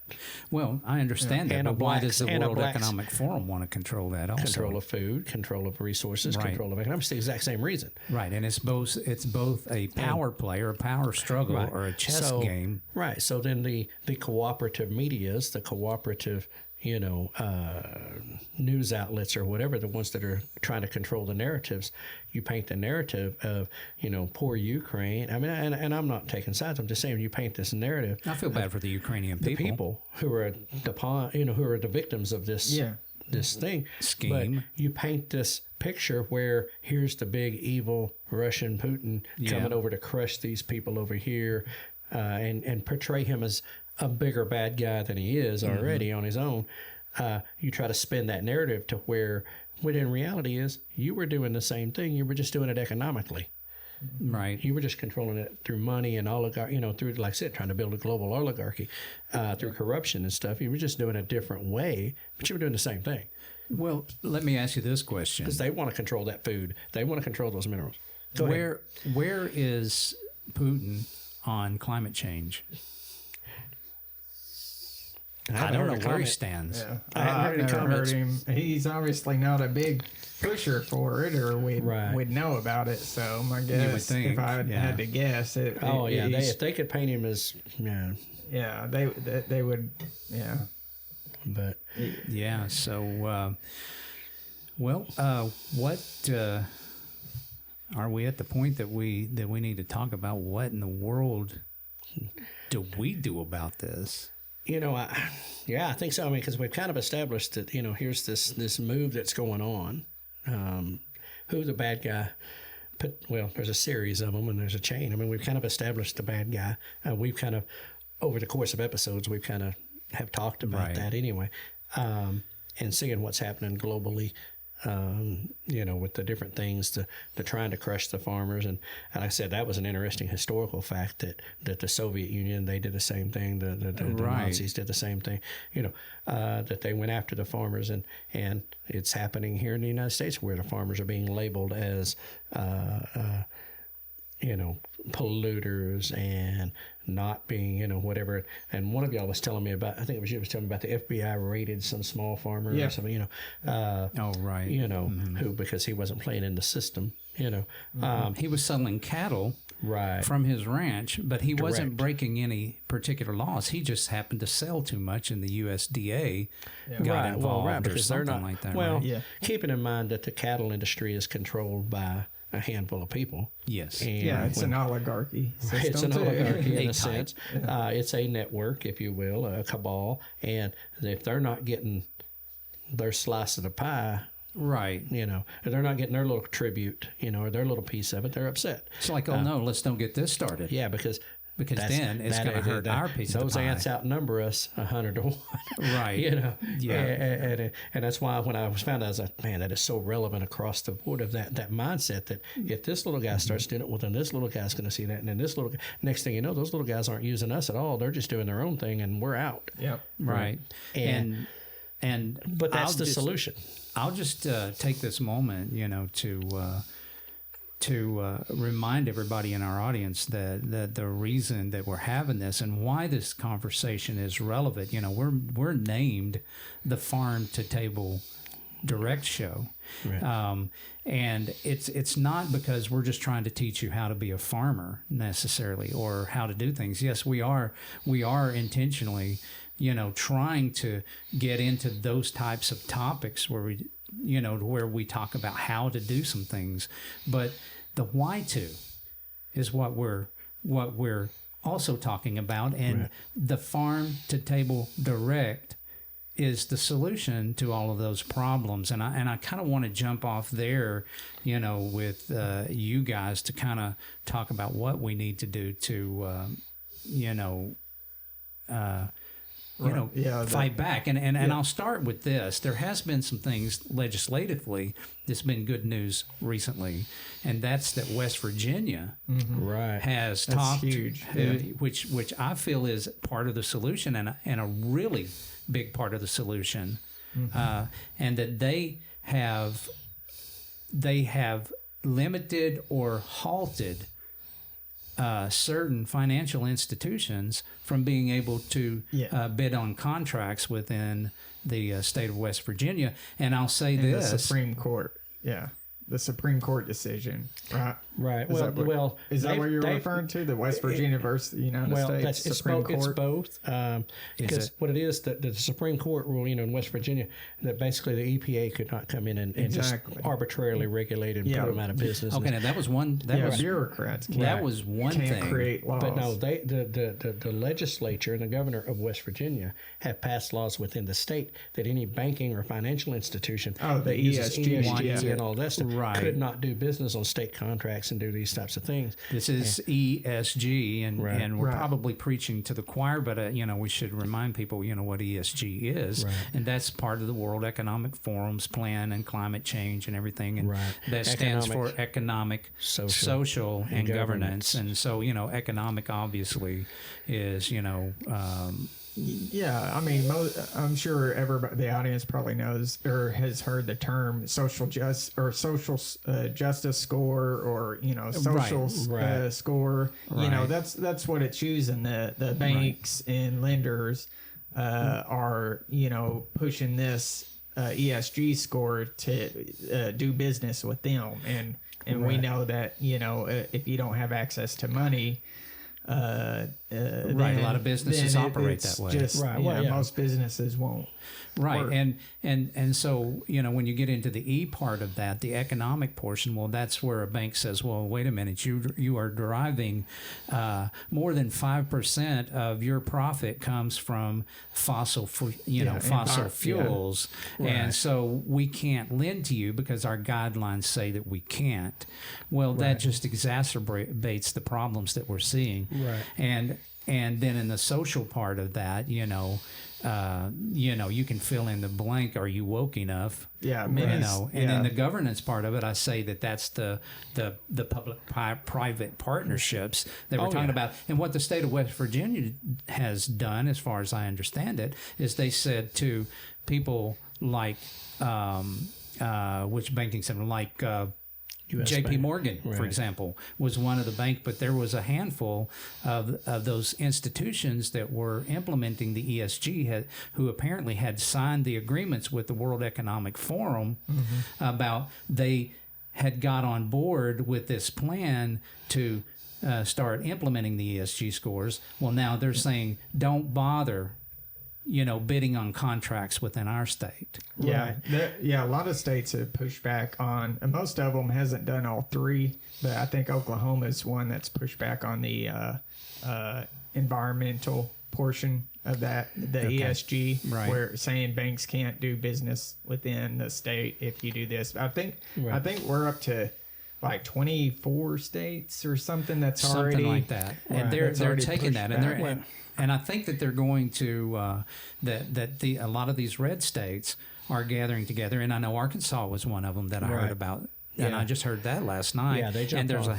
a pretty good handful of red states that are starting to combat the ESG stuff, and I can only think that that's a good thing. Well, that's a good thing. It's where the solution is at. It is where the answer to that is. I mean, we push it and we promote it and we preach it and I'll till I die. Local. Yes. And that's not only buying local and keeping it local, but that is our governance. The more local the governance, the government decisions, the more local those decisions are, the more that is at the smallest, lowest level, be it the state, be it the county, be it the city. Federal policies start at the local level. Right. And, the more that is done, the more states stand up, using the Constitution, using their powers under the Constitution, the 10th Amendment, and pass these laws that say, you're not doing this in our state. Or a county says, you're not doing that here. And a city says, you're not doing that here. And a school district says, you're not doing that here. A homeowners association says, you're not doing that here. I mean, whatever, as far down as you can get it to where, take, for example, like right here, your representative in the state legislature lives just down the road. Yes. You know who he is. Yeah. I mean, you might know him, but I mean, you know who he is. He's here local. He's somebody that you know, and including your former representative was somebody you know. Right, but I know him pretty good. So as I was saying, when they have to live among and in the same people they're governed, they have a different. They do things differently, and a government from afar, has no, they don't have you in their interest. Whereas when you have to live among those you govern. The result I think that's human nature is at the root of that. In other words, somebody, like, for example, I hear of something really tragic like happens over, overseas somewhere to where they had a tsunami or if they had an earthquake over there or if they had a volcano eruption or whatever, I don't know those people. Right. And so I don't feel it as deeply. I hate it. I don't like it. And I think it's tragic. But if it happened right here in my own community, it's a different story. It's a different story, and I think that the same thing goes with your elected leadership. If you get to know who they are on a local level, and they're the type of people, like-minded people, and supporting that, keeping your governments local, getting your state, getting involved with that, getting involved with your city council. I got a friend that's running for mayor in the little town he lives in. Another guy that I know he's running for state rep over there, that have values that are consistent with the people that they are going to be governing, and they live there and they believe these values. But keeping that, buying local. We've talked about that time and time again. The more local you can buy something, and even if that product didn't come locally, it's a local business. I mean, we've talked about Jaegers and we've talked about different ones. These Ace Hardwares that are co-ops that are owned by a local family. They're owned by somebody local. That's benefiting a local family that's going to put money back into the community, going to put money back into the system. Right. That was really important. And, developing those relationships, whether it's a farmer's market, whether it's a roadside stand, whether it's a mom and pop joint, that, it might be more convenient to go to the big box store at times, but support that, and I'm not against them, but I mean, because some things you got to go there to get. That's where it's at. Right. But the more local we can keep these things, the less control. Right. We arrest the control out of their hands. And I'll just tell, the audience a little bit about what we're preparing for on one of our next shows, and that's a canning show. I've never done it before. I didn't even have the equipment, but whenever I was having a conversation with Ryan about it, I said, we should practice what we preach here. Let's find somebody that we can that can benefit locally. Now, we don't have anybody who builds pressure cookers right here in our little local area. However, there are stores, and these are one of those things that you have to, if you're going to get it, you got to get it from somebody who's not necessarily local that has produced it.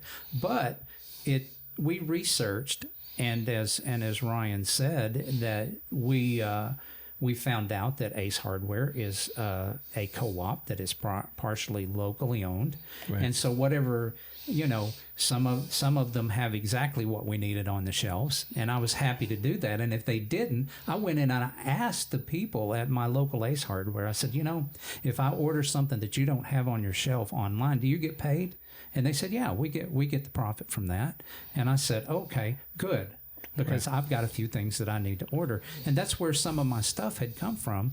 And I had ordered it through my local Ace Hardware. Now I know, and I'm going to shout out for them. And I am, and I'm going to tell you that these are the type of solutions that we can all do, because that recirculates the money within your own community, and you're supporting the local people. Right. We do recognize, as again, I'll just point out real quick, we recognize that you can't get everything in your backyard.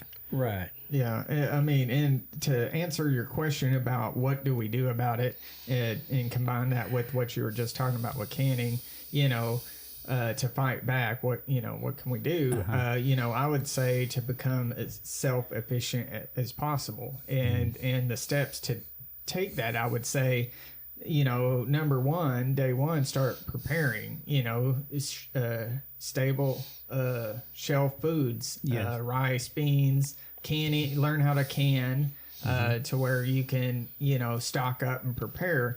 And another one would be, own paid off land that you can learn how to farm on, whether it be, a small garden, enough land to be able to feed your family. I think you could do that with like a quarter acre or something like that. We've shown in some of our episodes that you really don't have to have a large space to do that. Yeah, that's correct. Yeah, stay out of business with lenders that do ESG. Yeah. That's a big part. Don't support them. Because if you rush out and buy farmland with a company that's doing ESG, well, I mean, you may be in a world of hurt in the future when they're knocking on your door saying, you're not allowed to have these cows on this property. It's hurting the environment. Right. So we got to hurt them yourself where it matters, and that's in their back pockets. Exactly. Be self-efficient as much as possible. And that's the biggest thing the individual can do to fight back against these policies they're 100% doing. agree. And I will say and add to that, continue, in the process of doing those things, and where you shop and where you buy your things, and keeping it local in your local community, is develop those relationships in your community.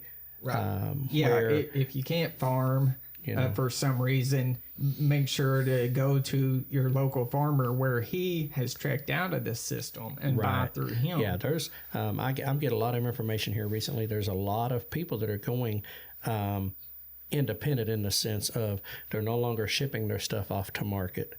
They're now selling it local. They're raising it non-GMO, non-hormone, whatever. They're raising chickens, they're raising pigs, they're raising cattle, they're growing crops, and they're not shipping it off. They're not sending it off to the big whatever. They're selling it local. They're selling it direct, and that's the guy.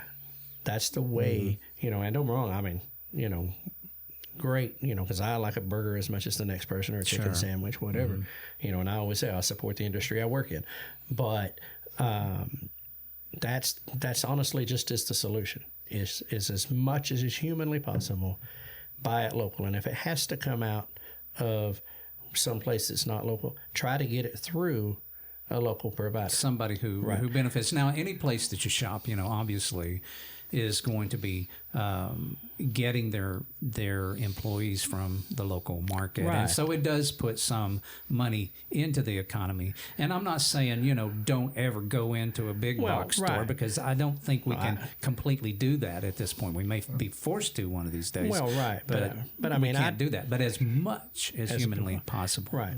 I just bought tires for my truck. Painful as that was, I just bought tires for my truck. Yeah. Okay.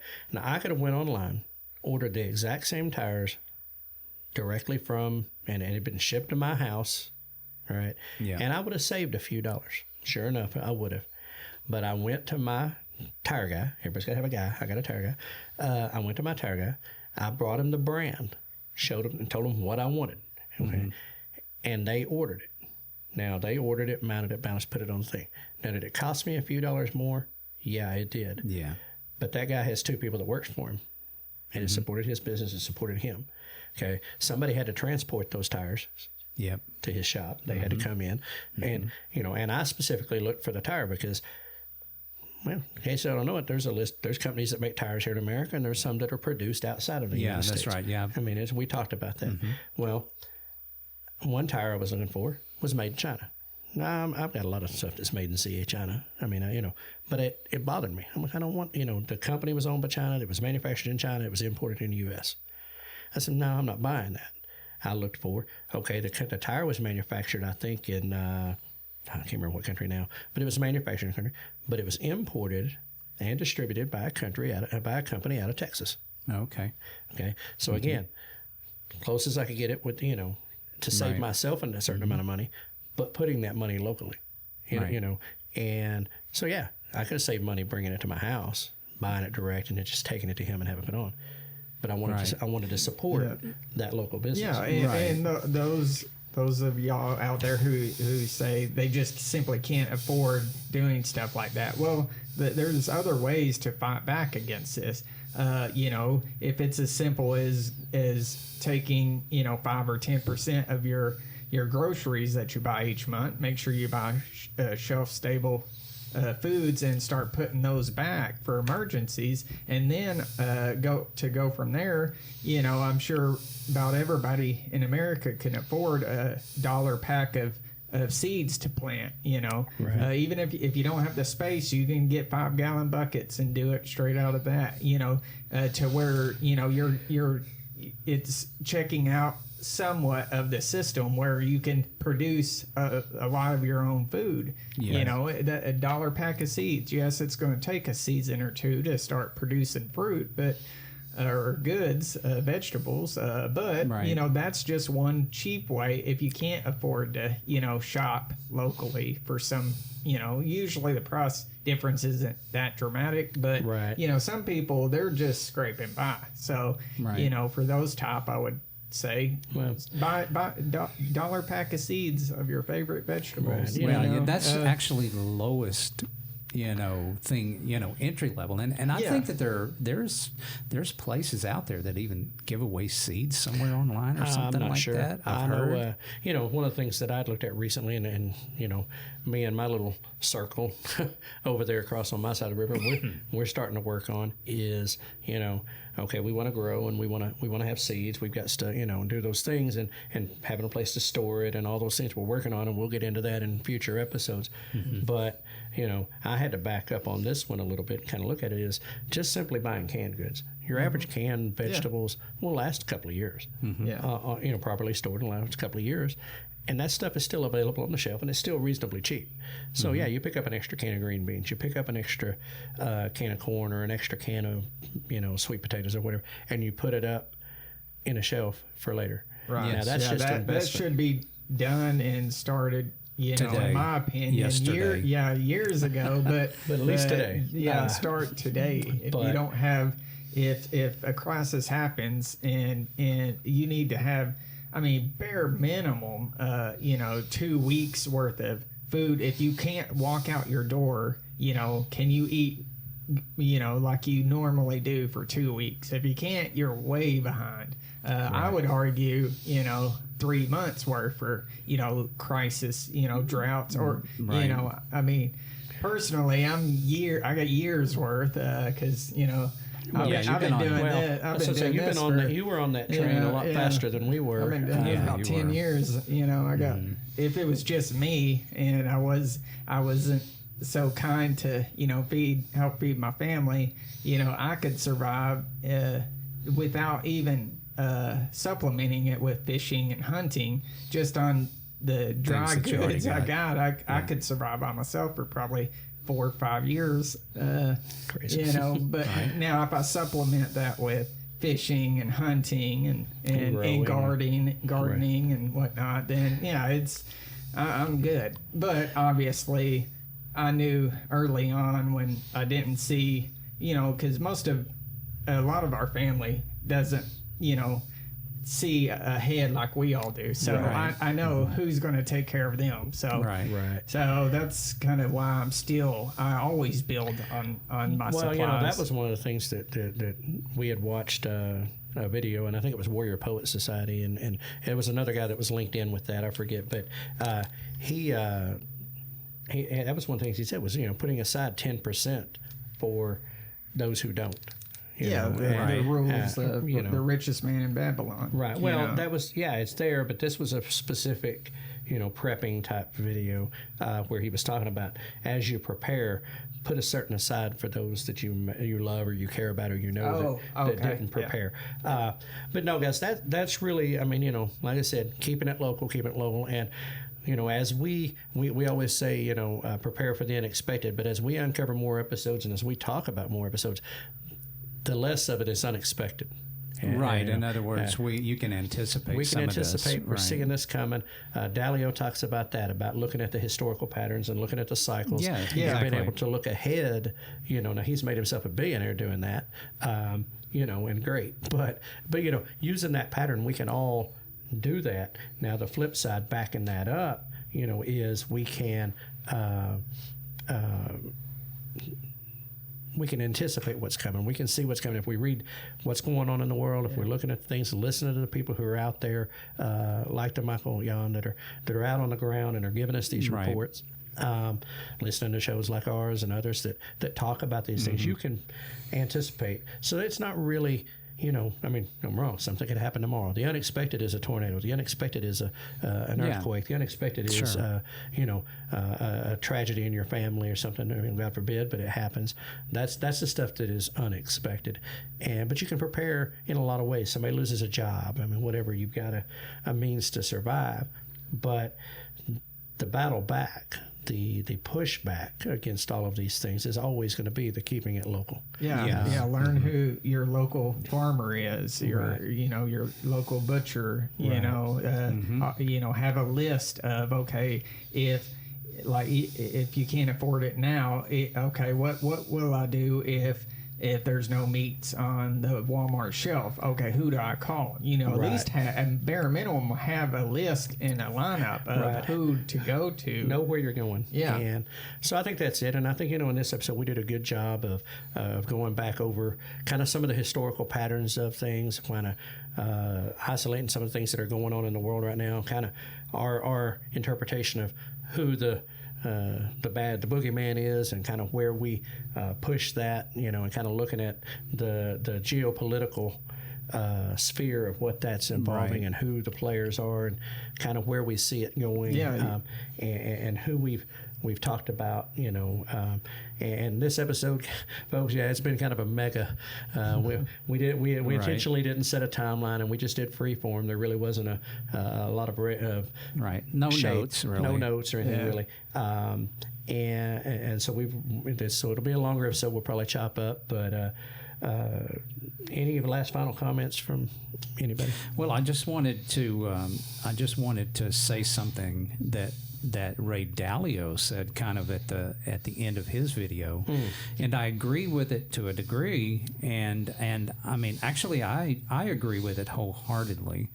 It might be just a little naive, but me being the idealistic, but me wanting to be an optimist. He said that there were two things that we could do about this, and one of them was to spend less than you earn. That's a good principle no matter what. No matter what, no matter where we're at in that line. And then the other thing was be good to people. Right. Be nice. Be good to people. Follow the golden rule. Treat others as you would like to be treated. Yeah. And, love your neighbor as yourself, as they say. But as you said, that even your neighbor may not be, on the same side of the political spectrum that you are, or they may completely disagree with your take on things. Right. But they're still your neighbor. They're still your neighbor. And they're still a human being. And that's right. We're all in this together, whether we like it or not. Right. That's right. And now, Josh, do you have anything that you want to say? No, just, if you could put the link to the Ray Dalio video in also the Jordan Peterson. Yeah, ladies and gentlemen, we will put those will. links down in the description below. Right, it'll be in the post. We'll get it in the description. Go check them out. That video with Jordan Peterson, Michael Yon, really go check that out for what's going on. Definitely check out the Ray Dalio's. He's got a slew of books and videos and stuff that are out there. Right. Yeah, if we lost you at some point on the rise and fall of empires, that video is makes it. And it's about 43 minutes, I think, if I recall last night. Right. It's not a long video, but it kind of gives you the overview. Right. And if you want to dig deeper into it, I promise you, he goes a whole lot deeper. I've listened to the book and I've looked at the PDFs he's got with it, and it gets quite in depth and mind boggling, at times. But folks. We're going to go ahead and try to wrap it up, and I'd kind of like to say, a special thanks to my son for coming in. And, it's great. And brought a different dynamic to the show. And it brought the talent in. Maybe we had to hire outside talent. I didn't go that far, but anyway, and I don't know if you remember how we close out, but we're gonna train you on the whole thing, and until next time, folks. Well, before we do that, if you like what you've heard, be sure to subscribe, share this with people, because I think sharing it is extremely important. Right. It's the Farm to Table Direct Show. Right. And you can go to the farmtotabledirectshow.com and, check out our materials there and, maybe, get on board with what we're trying to push here. Right. And until next time, prepare for the unexpected and keep it local.